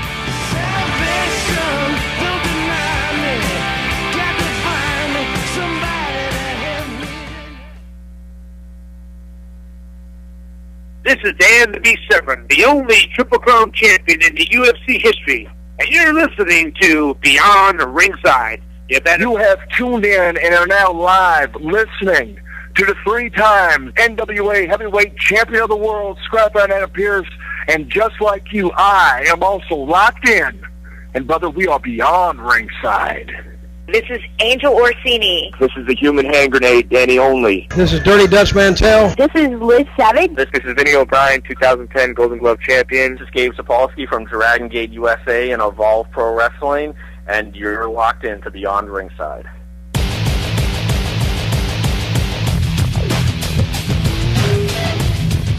Cocked, locked, ready to rock. And that's an understatement. Welcome to Beyond Ringside Sports Radio. Glad to have you on board live on a Sunday night, 7 after the top of the hour. Fast Eddie Lane, live from the Vault in the Full Range Entertainment Studios in beautiful Birmingham, Alabama. Occasionally Birmingham Hill, Alabama, but hey, that's just me. Welcoming in tag team partners Mark Mabo Bowman. I would like to, today, first of all, I would like to wish White Lightning Tim Horner a happy birthday. Because it's his birthday, which would be the day he was born. I just really am trying to stall because I can't find how old he was. But for those who listen to the show, we'll get that reference here coming up in the next few minutes. You got it. Welcoming in tag team partner, the Oracle of Ominous, the Wicked Nemesis.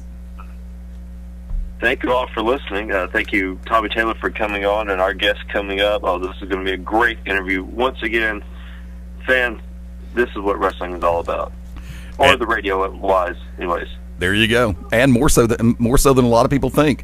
Ladies and gentlemen, I'd like to welcome in a very special guest at this time, professional wrestling star Grizzly Redwood. Glad to have you on board tonight. Hey, thanks for having me, man.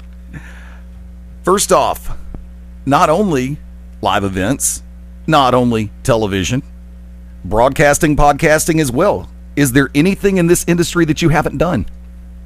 Not much.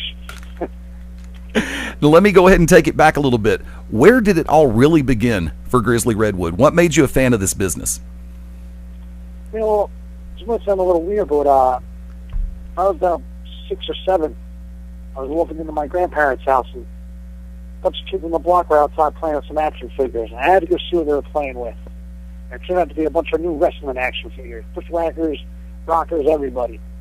And from there on, looking at all the cool toys are rising me up to what the toys were. And it was all good from there. Mabo, come on board. Now, Grizz, for those who know you and who know your, I guess, if you want to put it in comic book terms, your origin story, so to speak, you definitely had a harried childhood, so to speak. Do you want to enlighten the listeners on that? Indeed, and I was very sick when I was born. I was 3 months premature.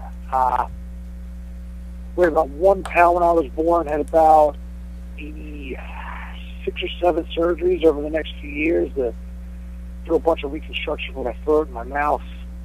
I have a lung deficiency currently, but I just kind of ignore it. And wasn't supposed to get past the age of 4. Doctors weren't too optimistic with how far I'd go. Wicked Nemesis, come on board. What made you want to get into wrestling?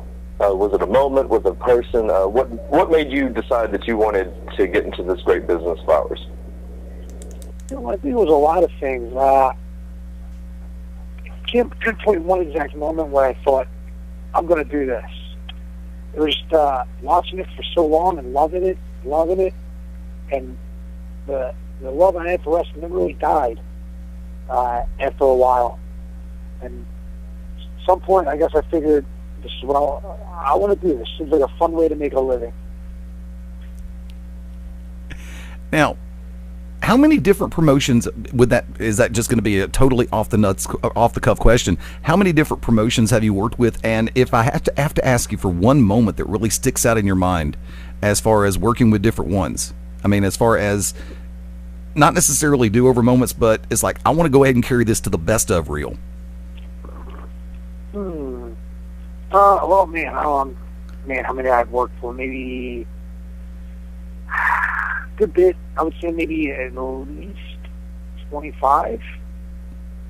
To count all the independent promotions around the country. As far as moments, definitely the first time I did the Grizzly Redwood. A match I had with Brody Lee and King of Trios for Chikara. And a match I had with Eric Stevens for Ring of Honor. Now, you've done everything from solo matches all the way to trios matches, multiple tag partners, varied styles of matches. Is there one where you'll sit back and say, this is going to be a really good night when you get a chance to work a particular style of match, much less a particular person in the ring? I always try to get every match that is going to be a good night because it's just fun, and I'm glad I get the opportunity to wrestle. I have a lot of fun doing tag matches over my career. I've definitely had quite a few tag partners. Brody Lee, who was a lot of fun to tag with, Necro Butcher, who taught me a lot tagging with him.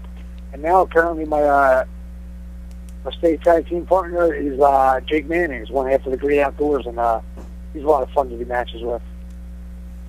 Maybo, come on board. Oh, the Man Scout, Jake Manning. How could he is the man? how could one not just admire the shortest shorts I've ever seen close to Philly Gunn?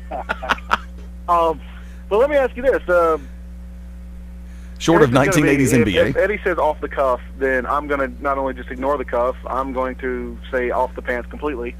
Do you find it more comfortable to wrestle barefoot, or is it just like a thing? Do you just love the feel of the canvas on your feet?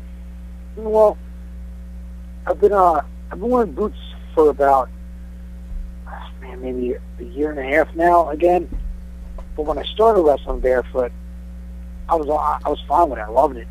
The only down part to it was walking around the locker room. Some of these locker rooms barefoot can get pretty gross, especially in the old arena.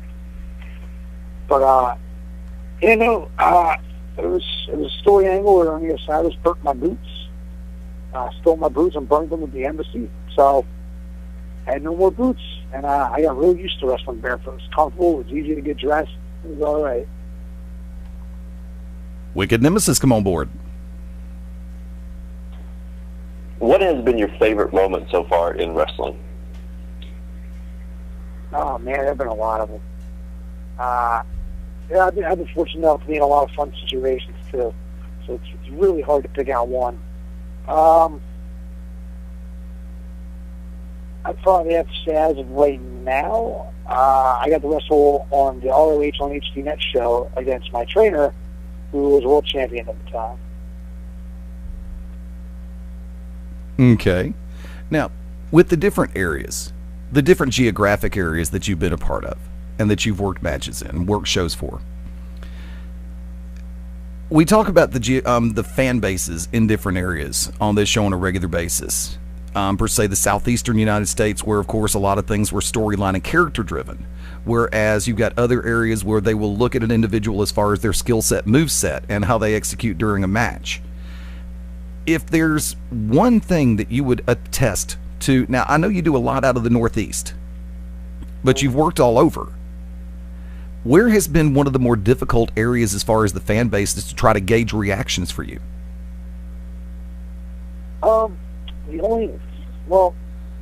Everywhere can be tough in its own way.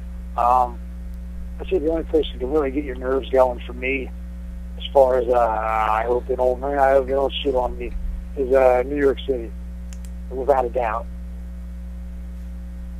Okay.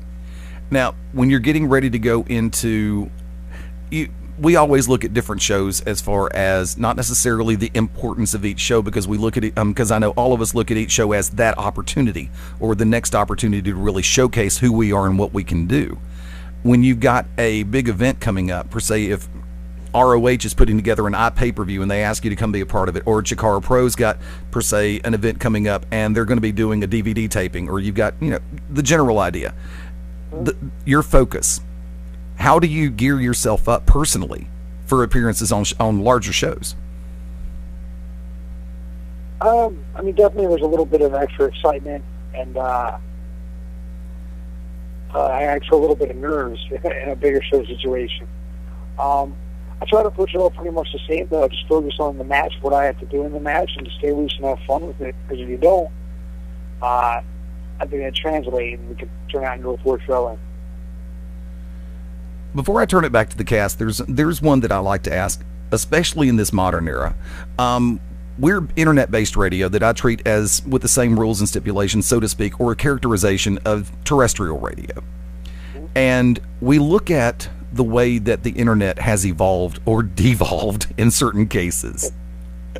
And in some ways, we all admit that the internet has helped us because of marketing, advertising, not to mention being able to get our own personal stories out and push for ourselves as individuals as well as the companies. But from your vantage point, like I said, since you've seen so many different places and worked with so many different styles of people and types of people, do you think, on a personal note, that there are more people who are more interested in getting themselves over than the companies they're working with? Or do you think the opposite on that? Oh, wow, that's a good question. Well,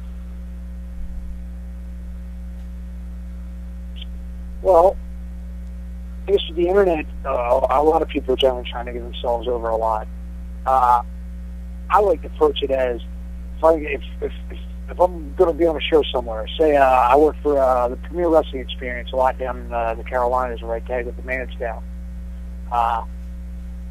But when I'm gearing up for those shows, I'm definitely I'm pushing the promotion. People are first along, come see this, come see that, come see this, come see me, come see the Manscale.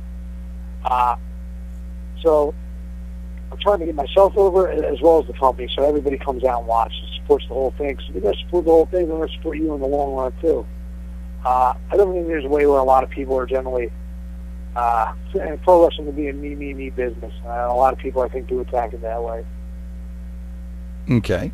Mabo, come on board. How exactly did you break into this wonderful business called pro wrestling, and where did you receive your initial training from? Well, I received my initial training up in the Worcester, Pennsylvania, about 30 minutes north of Philadelphia, the Ring of Honor Wrestling Academy under Austin Aries, who brought myself and Matt Titus in as we trained together.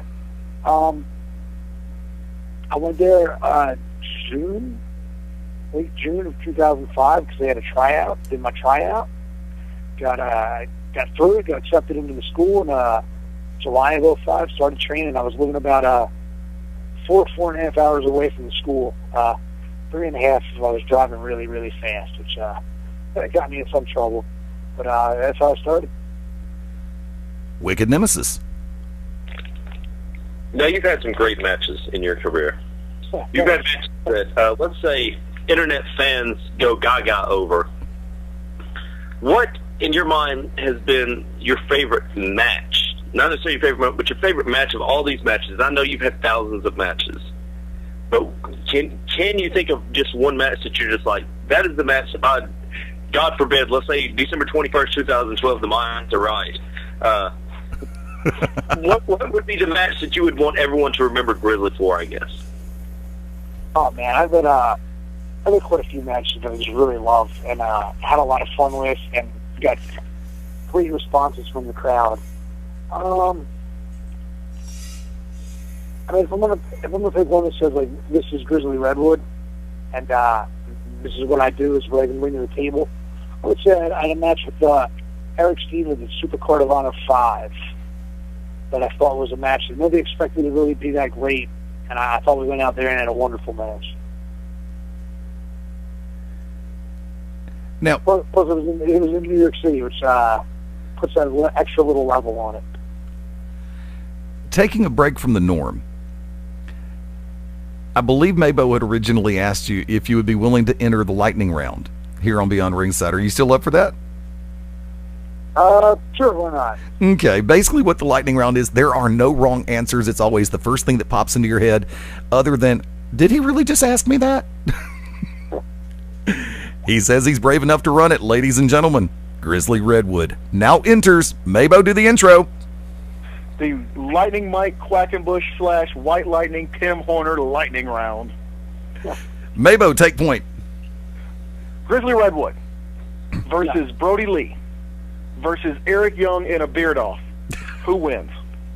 I win. The most dangerous character known to humankind, Tyrannosaurus Rex or Dan Severn's mustache? Dan Severn's mustache. Wicked. Dan Severn's mustache against Grizzly Redwood's beard. Oh, my beard, hands down. That's the first time that is the first loss for Dan Severn's mustache ever. I had a feeling Wicked was going to throw that one at you. That's why I went ahead and took mine to begin with. Now, War Game Circumstance. You get to choose your partners. Who are they going to be? The Backstreet Boys or the New Kids on the Block? Oh, I'm going to say New Kids on the Block, 'cause I heard they had a history of fighting on planes. And Donnie Wahlberg had a tendency to set hotel rooms on fire. Maybo. Yep.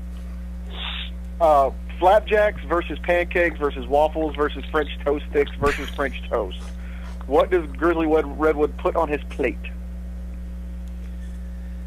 Flapjacks win. Always maple syrup. Wicked. Have you ever went 5,000 miles to give someone your seed? No, I have not. Okay. Voltron. The Season 1 Megazord from the Power Rangers or Optimus Prime. Which one is more likely to be cavity searched at LaGuardia Airport? Optimus Prime. Maybo. Is it true that you may or may not be the illegal progeny of Big Josh? Untrue. Wicked. If a bear craps in the woods, does that mean that it's good for the? Does that mean what's good for the geese is good for the gander? Yes, indeed. It's the woods. Have that. And how do you prevent forest fires? Only you can prevent forest fires. Oh yeah, now it makes sense. And that brought to you by the Ad Council. And Doris Roberts from Everybody Loves Raymond or Betty White? Who has the better sex tape? Oh, Betty White. Maybo. If you could wear one pair of famous suspenders in the ring, whose suspenders would they be? Larry King's or Mork from Mork and Mindy? Larry King's. Wicked. Of anybody across any generation of any time, what is your match? Grizzly Redwood against who is your dream match? Andre the Giant. Oh. Two-part question. The better sidekicks for the Super Friends, Zanjana Gleek or Wendy Marvin and Wonder Dog? Wendy Marvin and Wonder Dog. From that vantage point, you're about to be inducted into the Justice League. What one superpower would you have? White. Maybo. Have you ever hidden anything in your beard? Food, writing utensils? The Dallas Cowboy cheerleaders? Yes, Dallas Cowboy cheerleaders. I have not at liberty to say what I put in my beard. I got that same phone call from the FBI. Wicked. Who is your favorite superhero of all time? Superman. And I'll take the closer. When the story, full-scale cinematic release of Grizzly Redwood is brought to the big screen, who plays you right now, current day? You have to get in shape, but I'd say Zach Galifianakis. And yes! And ladies and gentlemen, he has survived the lightning round. Grizz, thank you for taking part on that one. I hope you had fun doing that part. No problem. Not too bad. Not too bad. Now, we make the reference to comic books on more than one occasion, especially during the lightning round. Your synopsis on how many people, the percentage of people that you know personally in this industry who are big crossover sci-fi or comic book fans, from your perspective. Tell you what, a lot more than the people I knew that were reading a lot of comics before I got into wrestling.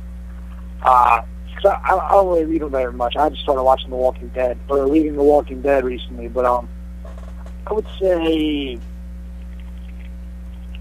because I'm in Chicago a lot, so the percentage might be up there a lot more. But I'd say around 50-60%. Ooh, you just gave me a good idea for a question for the lightning round for future days. The zombie apocalypse is forthcoming. What reality star do you shove in front of the zombies to make your escape? Oh, Johnny Fairplay. Mabo. That's great. Okay, so you said you started watching. You're watching and reading The Walking Dead, correct? Yep. How are you enjoying the differences between the comics and the TV show? Well, the show started picking up again in the second season, because I thought at the end of the first season the show kind of petered off. A little uninteresting to me, but now the show's pretty gripping again. And the book, I'm pretty deep into it. This is night and day from the TV show. The book is a lot crazier than the show does. Oh, definitely. I'm a big fan. Actually, I started reading the comics first, and just some of the stuff. It's just they do in the comics just is amazing. But just on a personal note, do you think they'll ever bring Daryl into the comics?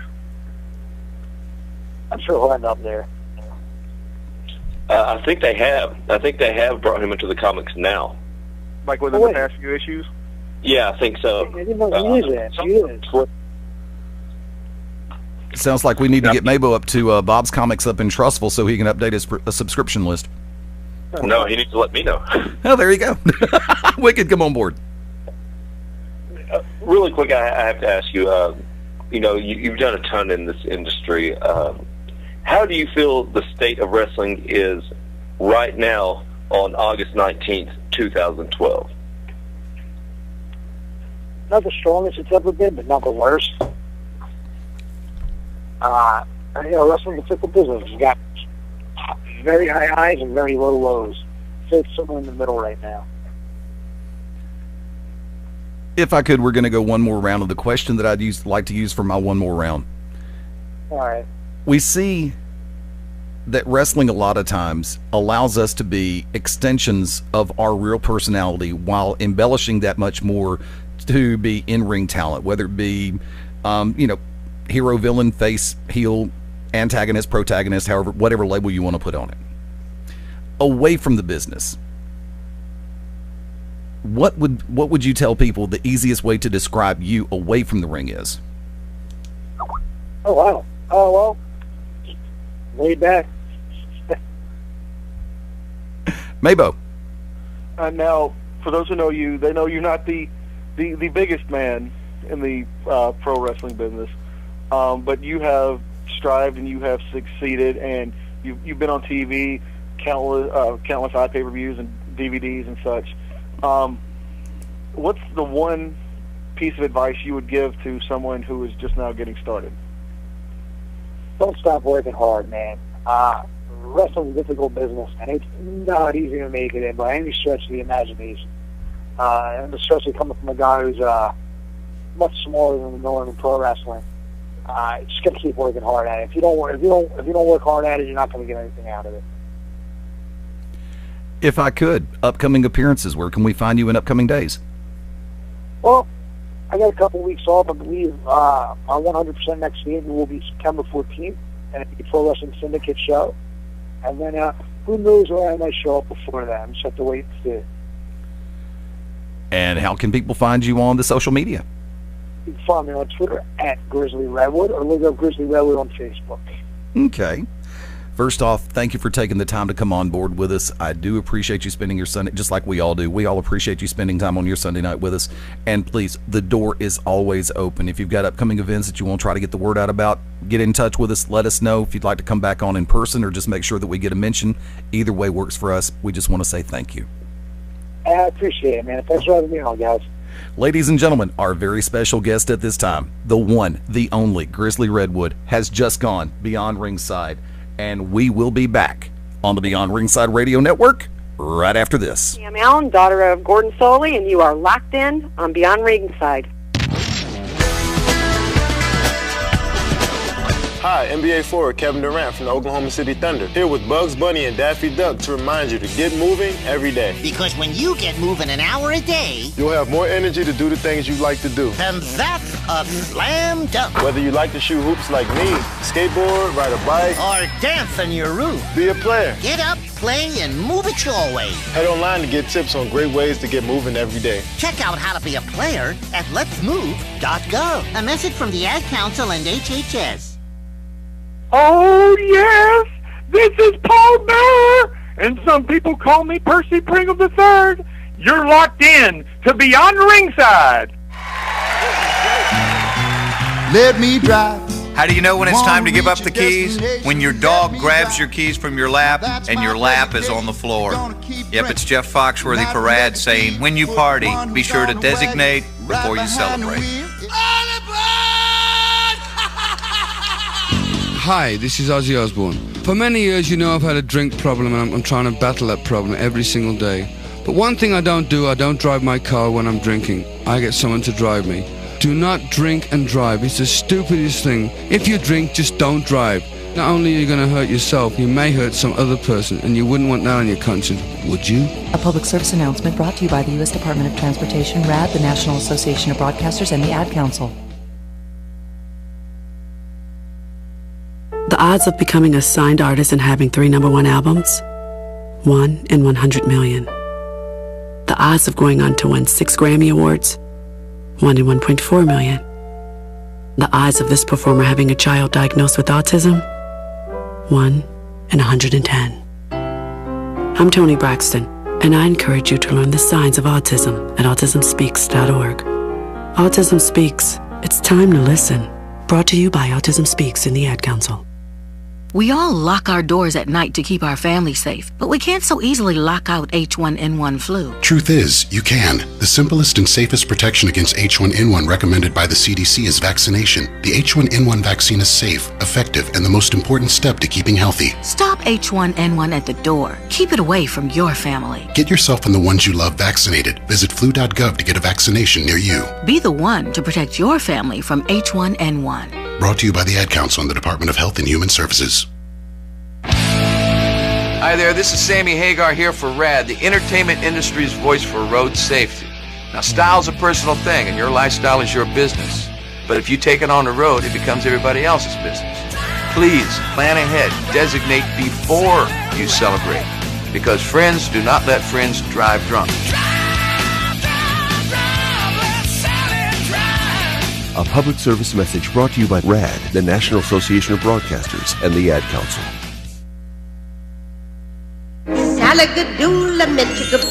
You must be your fairy godmother. Yes. It doesn't take a fairy godmother to tell you that the right fit means everything. Good heavens, child. You can't go in that. Children under 4'9" need to be in a booster seat because they aren't ready for adult safety belts alone. Remember that 4'9" is the magic number, and get your little pumpkin there safely in a booster seat. Oh, thank you. For more information, visit boosterseat.gov. This has been a message from the U.S. Department of Transportation and the Ad Council. Most days go by without a whole lot of surprises. But what if a disaster strikes without warning? What if life as you know it has completely turned on its head? Would you be prepared? Before a disaster turns your family's world upside down, be ready. Get a kit. Make a plan. Be informed. Learn how at www.ready.gov. Brought to you by the Federal Emergency Management Agency and the Ad Council. Oh, yes, This is Paul Bearer, and some people call me Percy Pringle III. You're locked in to Beyond Ringside. Let me drive. How do you know when it's time to give up the keys? When your dog grabs your keys from your lap and your lap is on the floor. Yep, it's Jeff Foxworthy Parade saying, when you party, be sure to designate before you celebrate. If you want to make it home alive, let me drive. A public service announcement brought to you by the U.S. Department of Transportation, RAD, the National Association of Broadcasters, and the Ad Council. Please don't drink and drive. It's not fun. This is the Bee's Knees, the Cats Pajamas, and the whole shebang. Johnny Gargano, and you're locked in to Beyond Ringside. Hi, I'm Ryan Seacrest for RAD. Over 300 people in this country are killed every week by a drunk driver. That's the equivalent of 2 747 plane crashes every single week. And the problem isn't going away unless we all do our part to stop it. So if you see someone who's about to drive after drinking, get the keys. Don't leave it up to anyone else. Friends don't let friends drive drunk. A public service announcement brought to you by RAD, the National Association of Broadcasters, and the Ad Council.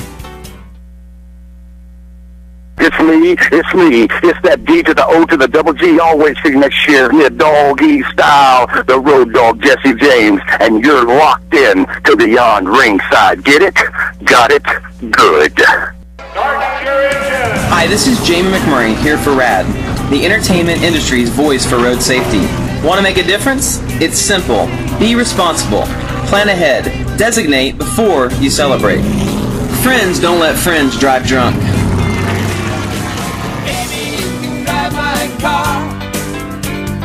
Yes, I'm gonna be a star. A public service message brought to you by the U.S. Department of Transportation, RAD, the National Association of Broadcasters, and the Ad Council. Welcome to Move Time Radio, presented by the Arthritis Foundation. Ah, that's a good one. Get up and dance, baby. If you're driving, pull over to the shoulder. If you're at work, yeah, time to violate the employee handbook. See, movement is just one of the ways to help fight osteoarthritis pain. Another is weight loss. You get rid of just 1 pound. That's 4 pounds of pressure off each knee. For more information on managing pain, visit fightarthritispain.org, baby. This message is brought to you by the Arthritis Foundation and the Ad Council.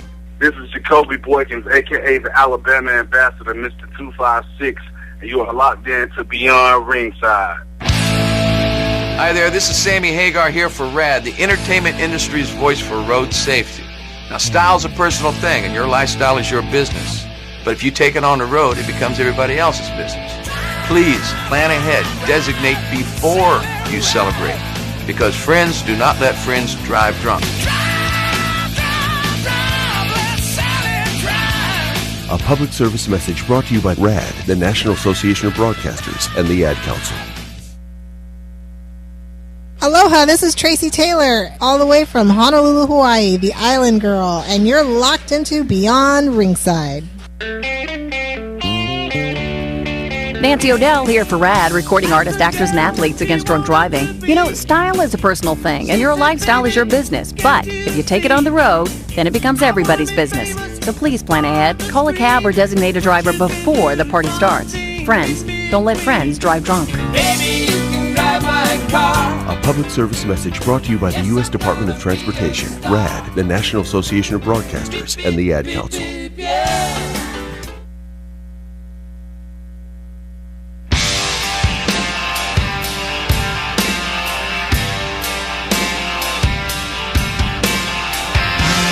It's been a crazy night, and I've loved every minute of it. Welcome back into Beyond Ringside, live on a Sunday night. 21 before the top of the hour, Fast Study Lane in the vault in the Beyond Ringside studios in Birmingham, USA. Or Birmingham, I don't know anymore. Mabo! Mark Bowman, come on back. Yeah, as soon as we wrap up this show, Tinker Galoot, I'm coming for that last $20 you owe me. And I will be going to the place that no longer wanted Beyond Ringside. And I'm getting my money. So get ready, son. Ooh, it's not that they didn't want us over at FNH. It's just the fact that I won't step foot back in that place. Wicked Nemesis, come on back. I always like to win with a fruit roll up, too. There you go. And in that case, no, yes, no, yes, no, yes. Indecisive fruit roll up, too. trying to keep track of the pay-per-view as we can. Of course, I'm surrounded by 4 monitors that are doing 4 different things at one time, so it's kind of hard for me to keep track of what's going on in the outside world. Want to give a very special thank you to Tommy Taylor for coming on with us here on Beyond Ringside. Special thank you to Grizzly Redwood for joining us here on BR. The full episode will be uploaded tomorrow, guaranteed. On Monday night, I'll have the links out for everything. Something we did recently, last Monday night. I didn't do nothing. I don't know what you're talking about. There you go. You slept, I think. Yeah, dang right I did. Yours truly, along with the Wicked Nemesis, we're in a full-scale... Quit using his shit. No, quit using his shoot name. Or that other word. Yeah, I know. Beep. Yachus. I'm sorry. There are some things in this world I know I should not say. Snap. However, this past Monday, we had a chance to sit down via Skype conference with NWA Women's World Champion Tasha Simone and the Chief of Officials for the National Wrestling Alliance, Mr. Fred Richards, and had a great discussion. Here's the fun part. When you get into a discussion and you've budgeted an hour to work with and it goes 2 hours, you know that is a magical moment. That is one of those things where it's just etched in time as like you can't change anything and you can't rush it, because if I'd have gone back, and I've gone back and listened to it twice, and it is playing on our 24 channel, and it has been loaded to our podcast. The link is going to be distributed later tonight. We had an opportunity to cover a lot of topics, personal positions, professional standpoints, and I will say this, my hat is off. Wicked, tremendous. Tasha, tremendous. Fred, thank you. Hell of a man. And, I look forward to having more of those roundtable discussions in the upcoming days. And that only went 2 hours. That seemed like that went about 3.5 hours. No, the recorded segment went 2. We were actually talking for 35 minutes before and 20 minutes after. But 69, dude. Huh? Sorry.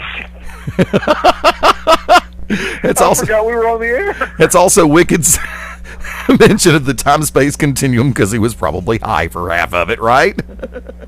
No, what it was he had gotten hold of the space-time continuum transfunctioner, which both modifies space and time. It's called my bong pipe. I do not do that anymore. Damn it, I really should. Either. Yeah, he doesn't either, Eddie. Dark. Yeah, the only thing I smoke now is salmon.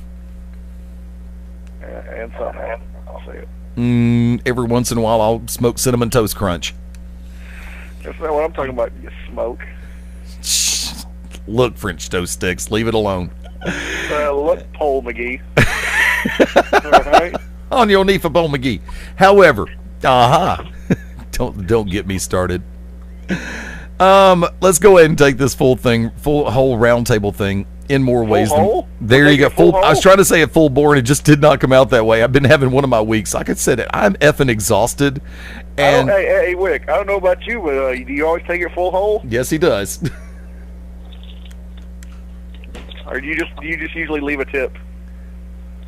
That is horrible. Simon Sermon just become a big fan of Beyond Ringside. Well, thank you, Simon. Great to hear from you. We need to link this to him. I may have to, if this goes up on YouTube, which I'm sure it will. And thank you once again to all the people who have helped Mabo become a YouTube star. Yes. The Beyond Ringsides have been up from like the last 2 months, and the responses are all the same. More Mabo. I hear this because Mabo actually talked a good bit today. So thank you, because that just gave me about 500 more views.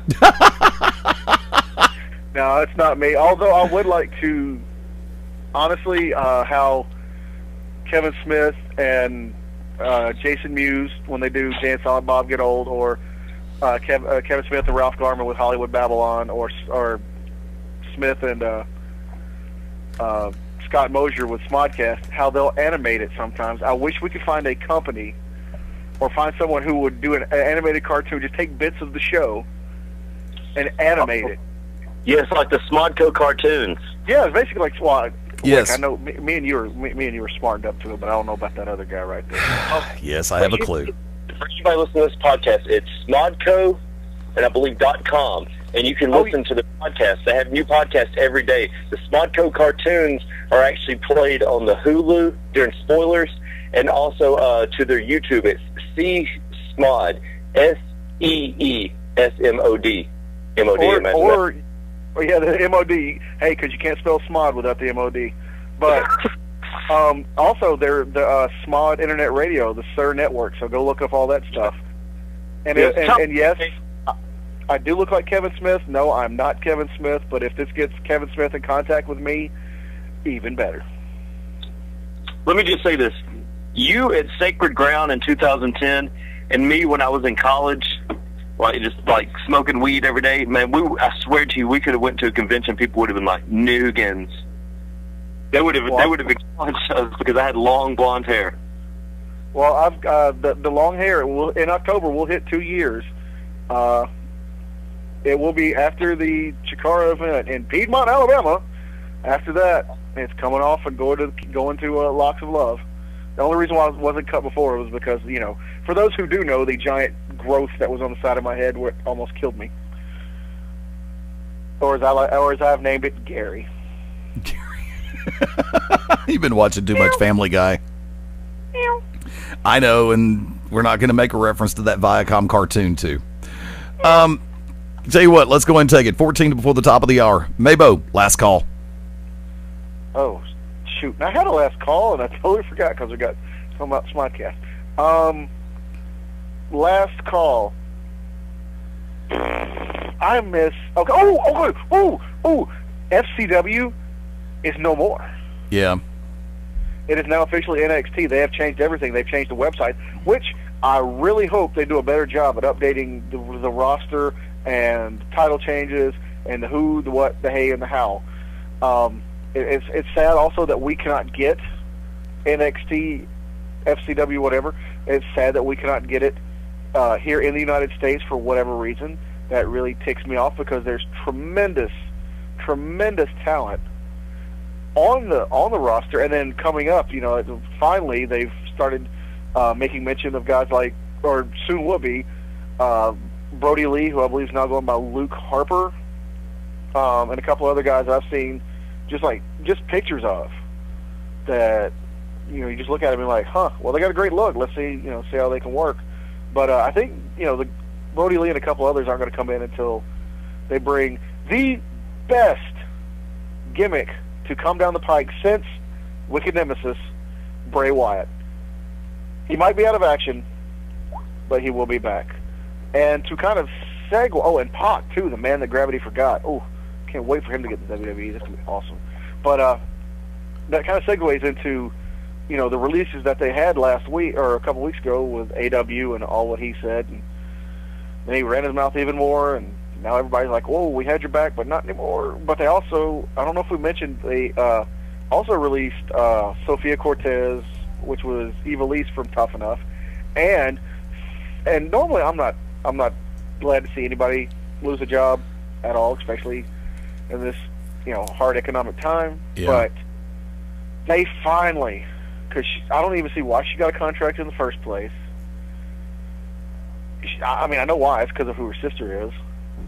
But Kaylee Turner, also, I believe she was Crawford. Anyways, frickin' Alicia Fox's sister.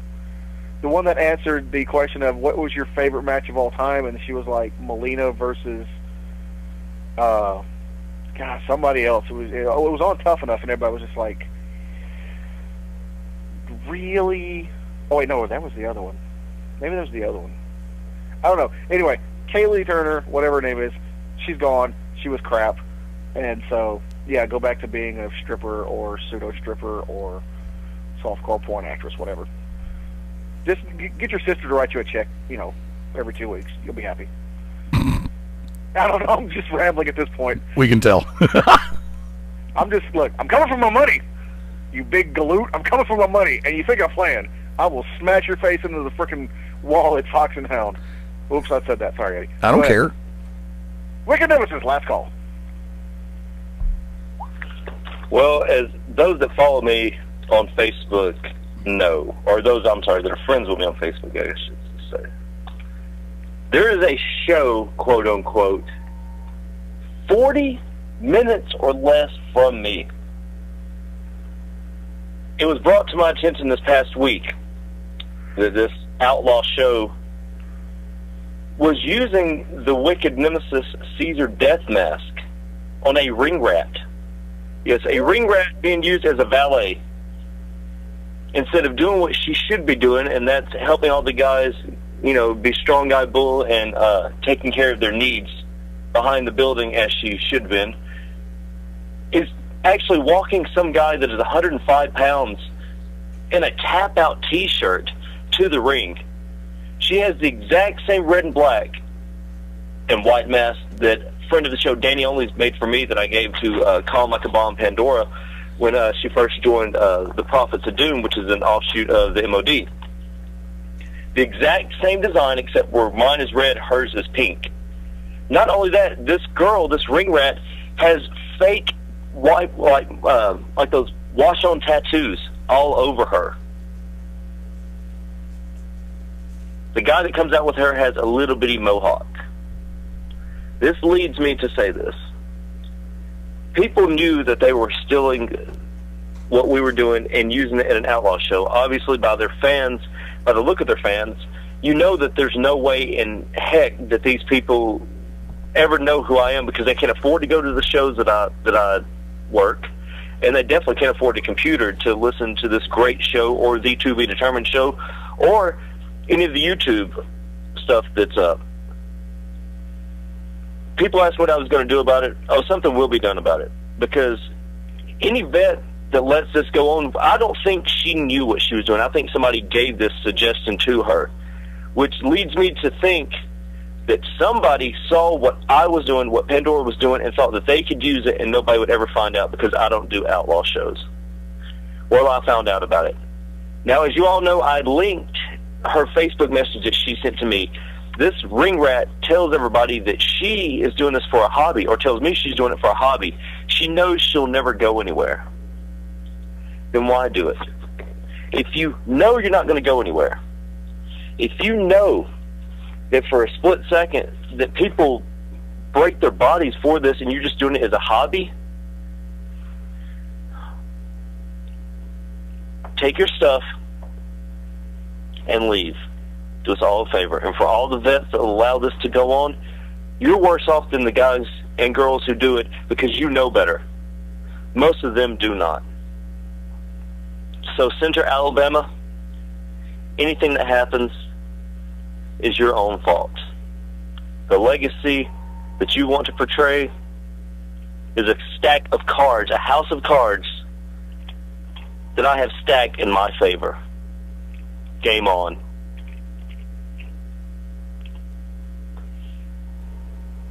Eddie Lane, last call. Thank you. I was waiting for the throw.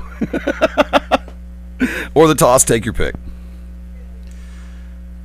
You know, this weekend, I worked 2 events. GCW making their debut in Canton, Georgia, at Sixes Presbyterian Church, where the ultimate irony was Murder One working a match at Sixes Presbyterian Church. Genuinely one of my favorite characters in this business. One half of the Usual Suspects also worked with AJ Steele that night. Not to mention also worked with Sean Banks and Crew Jones. Sexy, and I know it. That was funny as hell. John Saxon, and a lot of the great talent out of Georgia coming together with the stars of Global Championship Wrestling and the talent we have in our company, as well as other talent from the underground and different areas of Georgia. Last night, Pell City, Alabama, the Pell City Civic Center. Tremendous night. I got a little piece of information coming into Canton that somebody out of a little town in eastern Alabama had the audacity to shoot off his mouth about, yeah, I went around tearing down GCW posters, and the show had nothing to do with you. The show had nothing to do with you or your daddy's company.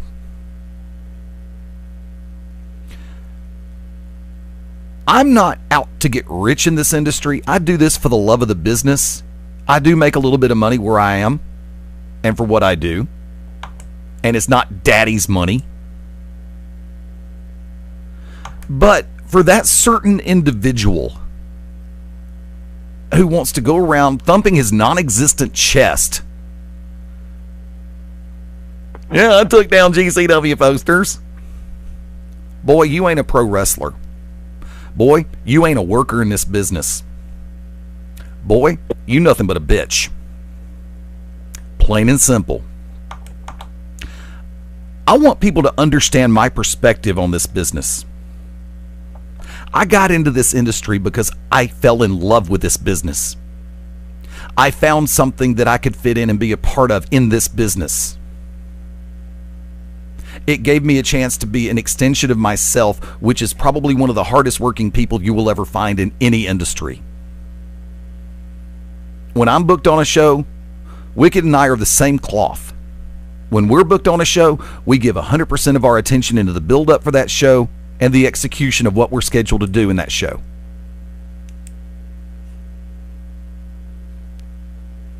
If you work for a company that is not even the same geographic or demographic region as a show going on that night, and yet you want to make a special trip to go try to tear down somebody else's product, you sure as hell ain't a worker in this business. A worker in this business is going to sit back and say, I'm off that night. Sure, they don't book me on that show, but you know something? I'm not going to go out of my way to hurt that show. That's a complete lack of respect for this industry. I'm nonpartisan when it comes to this show with Beyond Ringside.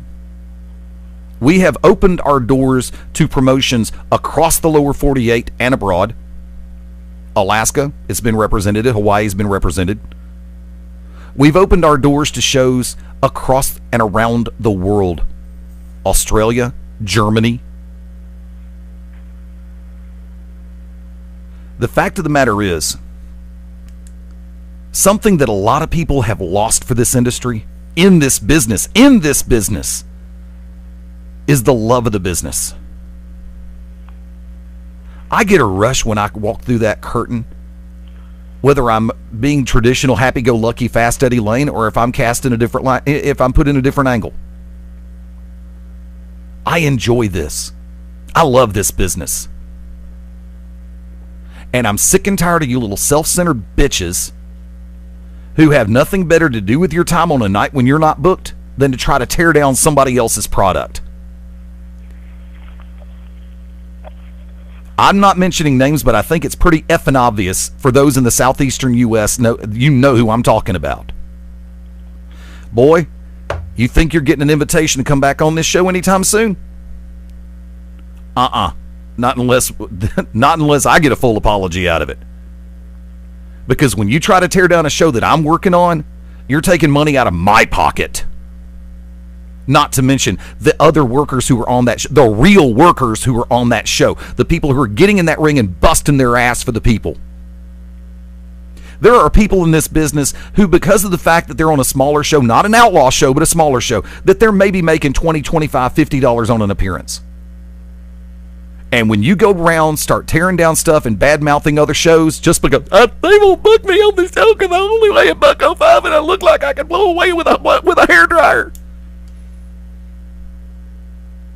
That's not our fault.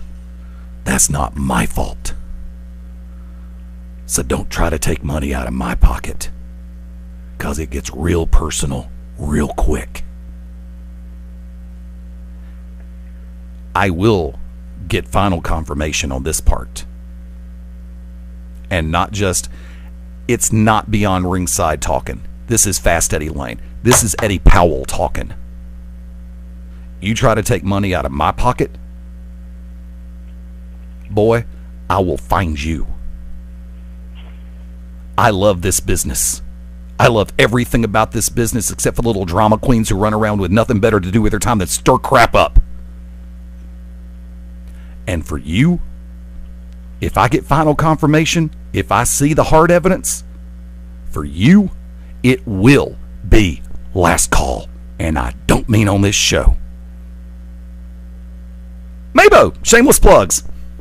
MA_BO on Twitter, Mark Bowman on Facebook.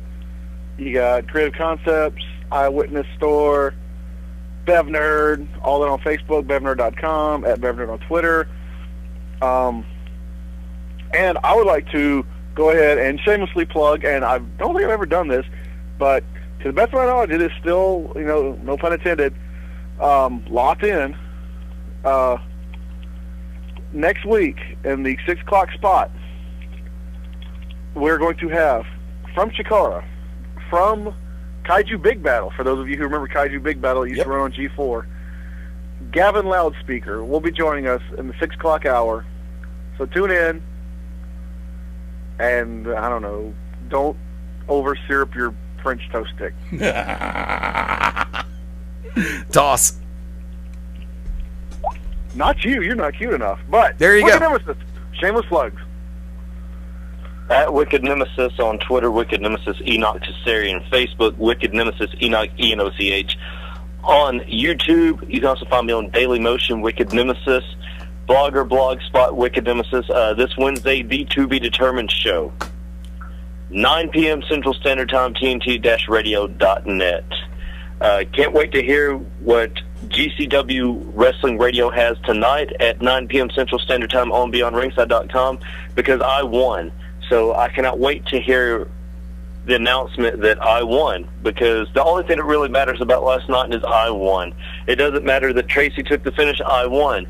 And once again, I'm still the winning percentage all-time manager in GCW history, and I hope everybody in the underground, and Ted, if he actually shows up for the show tonight, if his spirit isn't broken like a horse, it's going to be great to hear everybody say Wicked Nemesis won. Hey, Eddie, I won. Okay, cool. And YouTube tonight, hey, can't wait for that YouTube upload. Because I won. To the victor goes the spoils. Eddie, last call. Shameless plugs. Shameless plugs. You can find me. Then I talk about Scott White's hair plugs. There you go. Personally, at Fast Eddie Lane, LAYNE over on Twitter, Facebook.com/Fast Eddie Lane, and the personal site is about to be reset, redone, revamped, and reloaded as soon as I get the login information. I had to say it like that, just being me for a minute. By the way, for the record, don't take everything, for everybody who is not involved in the circumstance of which I spoke during last call, don't worry about it. Don't look at it too deeply. But for the person who was, your ass is mine, boy. Plain and simple. And I don't mean in a good way. BeyondRingside.com, the official... Batman Eddie Lane. Dead man walking. I should have had that soundbite. But from that vantage point, yeah, I know I'll drop you off at the West and let them get your blue in the face. And I'll say that out loud. I'm going to Chick-fil-A as soon as they open at 10 o'clock tomorrow morning. Meanwhile, back at the ranch at Beyond Ringside on. Say what? Chick-fil-A don't open at 10 o'clock in the morning. They open fucking 6. That's when I have to. That's when I leave the house. So everything. So they open up on. They're on Fast Eddie Lane time. They ain't on nobody else's time. They're on Fast Eddie Lane time. They ain't open until I walk out the door of the house to leave to go. I don't care how many people got there before I did. They're open when I leave the house. They on CPT. They on FET. They on FET. That's the people time. They on FEST. Fast Eddie Lane shoot time. However, I think that's actually the most serious I've ever been during this entire show's run, plain and simple. And and I'm going to go back and there will be no editing. I'll leave it. Eddie, what? Hold on, Eddie, in that same voice, I want you to kind of not really yell, but ask, like you're shaking the Joker, ask him where Harvey Dent is. Tell me where he is. Do it, Eddie. Tell me where. I'm trying to. Shut up! Bassholes. I said bassholes. BASS holes. Where's Harvey Dent? I know you know where he is. Do you think you have the power? And this gives you power over me? I have the power. Maybe he's wondering why you shoot a man before throwing out of an airplane. Because the bullet's cheaper than the parachute. At Beyond Ringside on Twitter, Facebook.com/Beyond Ringside Live is the fan page. Please click like, because I can't take anybody else on the friend page. 5530, I believe, is the count as of yesterday afternoon when I had a chance to actually look at the damn page. But from that vantage point, we do this every Sunday night, 5:30 p.m. Special thank you once again to Tommy Taylor for coming on Beyond Ringside. Also, Grizzly Redwood, tremendous to have both people on, and looking forward to having them both back on in the very near future. And see, that's why we need animated stuff. I want to see an animated Eddie Lane dressed as Batman doing that scene with an animated Wicked Nemesis as the joke. No, that was me doing Bane. Oh, you were doing Bane? Okay. He's doing Bane. I want to see an animated Wicked Nemesis as Bane. Macho, get on that. So send me the website link again over in Skype, to which I will say this. Don LaFontaine, you are still one of my heroes. God rest your soul. In a world where Fast Eddie Lane's lost his effing mind. Damn, you told me. I want to say, we've got to get Nina Monet back on this show. We need to have Nina by herself. She did fantastic last night. Yes, she did. Maybe I wish she would have been there. I was gonna ask, how much heat do I have with Tasha right now? Oh, she was upset you weren't there, but she said she understood, not be able to get out. But yeah, she was a little disappointed. She was. Well, I can tell you right now, that belt will be mine. If you'd have seen Nina, you'd have been like, wow. Yeah, you would have. Oh, I believe I've met Nina before. I can definitely wear that. And we're going to hell in a handbasket. On the flip side of the coin, side of the coin. Did you happen to do a wrap up or post video? No, I didn't. I was so exhausted. We were trying to get torn down and out of there so fast. I didn't have time to do a wrap up. I really wanted to, and I may still try to do one to encompass all three shows. But right now, like I said, coming out of last night when we ran over and when we finally got everything shut down, I had to go ahead and just do the fastest tear down and load back in just to try to get out the door. But, dude, last night, it was a blast watching you in action, watching Pandora in action, Tracy, Tasha, Nina, everybody. That match, I will say this, the match was great to watch. And there, of course, the human element involved. There were a couple of things here and there. But for those who missed the show in Pell City, Alabama last night, you missed a hell of a show from start to finish. I want to say this, with all due respect to everybody on the card, one match sticks out in my head, and that is Eric the Dragon Andrews and O'Hagan. And I will say this, for the one person in particular who asked if O'Hagan actually blew up during the match, that boy got better cardio than the 52nd Airborne, so there's no way that he'd be gassed that soon into a match. Guarantee he could have still run another 50 laps on the upstairs track. So with all due respect, that's called knowing how to work the match, plain and simple. All you have to do is just ask Eric. Eric was ecstatic about the match. Going into it, Eric had no idea who O'Hagan was. Yeah. But as we all know now, he definitely knows who O'Hagan is. Great match. That match stole the show. And Aiden Solo, does the kid ever have a bad match? No, actually, when he was this is not tearing anything up, but he made the transition, or the transmogrification, if I can use that word, what the hell, from Otto von Gruber to Aiden Solo. Okay, let's do that one on three just for giggles. 1, 2, 3. Von Gruber. Okay, I thought you were hanging me out to dry on that one. I figured y'all would do it to me too. No, because we like saying Gruber. Because McGruber! Oh, and by the way, Wild Thing Will Owens. Yeah, I hope you drank one for me last night, you tick turd. Wild Thing Will Owens peed in an aquarium. No. Because, see, I was actually going to join y'all for, I was going to join everybody for the post-match party, and unfortunately situations didn't work out. Thanks, Will. And, yeah, I just outed that on air. Thanks for playing. I know he listens too, and he'll get even with me later. Not, because... I think Will Owens doesn't listen to Beyond Ringside. He's too busy working at a strip club. No, he's too busy winning championships. Yeah. Strip clubs. Yeah, he won one last night. That's all I can say about that. Folks, let's go and call it. GCW Radio starts in 50 minutes from right now, right here on the Beyond Ringside Radio Network. I hope you join us and stay tuned. Coming out of the events from the last 3 days, it's been absolutely chaos. So once again, Global Championship Wrestling's GCW Radio starts in 50 minutes from right now here on Beyond Ringside. Facebook.com/GCW Pro Wrestling. Folks, we'll be back at it next Sunday night, 5:30 Central, 6:30 Eastern, 3:30 Pacific. Thank you again, Tommy Turner. Thank you for coming on. Tommy Turner, Tommy Taylor. Tommy Taylor. Oh, jeez.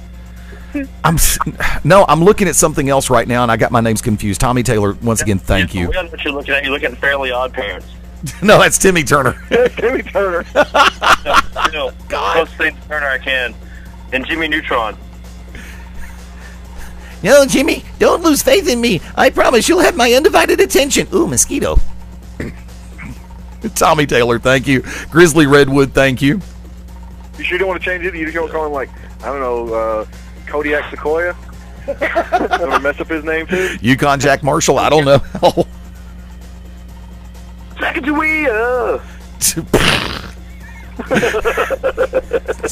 I can all kiss my ass. I've had a hard week. Shut up. For Mark. Aiden Solo!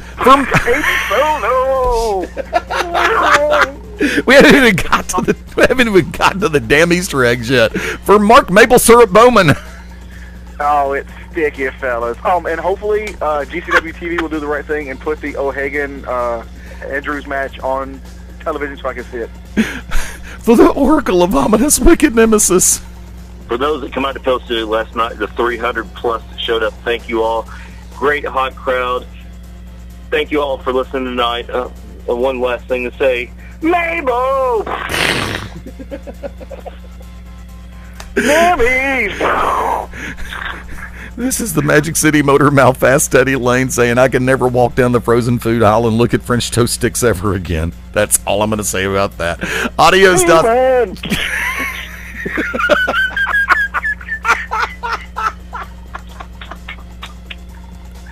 YouTube! Shut up! God, to hell with it.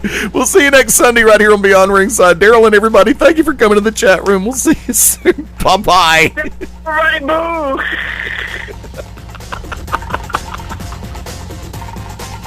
You schmutz. Nina's ass. Hey, James and the Giant Beast, do you ever put maple syrup on your action figures? Hey, that's what we all hear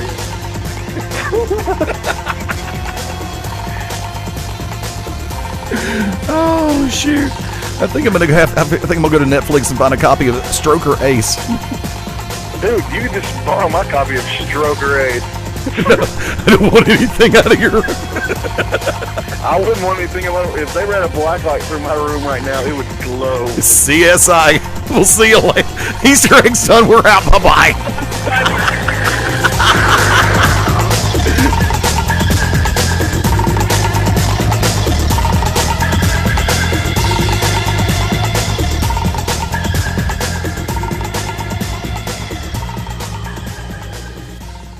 This is Kenny Kip Kennedy, master of Kenny's Kempo Karate. Hier spricht Tassilo Jung von Western Extreme Wrestling. This is the Dark Child, Chance Crawford, NWA National Heavyweight Champion. This is the Temptation, Sean Tempers. This is Jacoby Boykins, a.k.a. the Alabama Ambassador, Mr. 256. This is the Bee's Knees, the Cats Pajamas, and the whole shebang. Johnny Gargano. This is Bill Darrens, and you're watching, you're listening, you're experiencing Beyond Ringside. And you are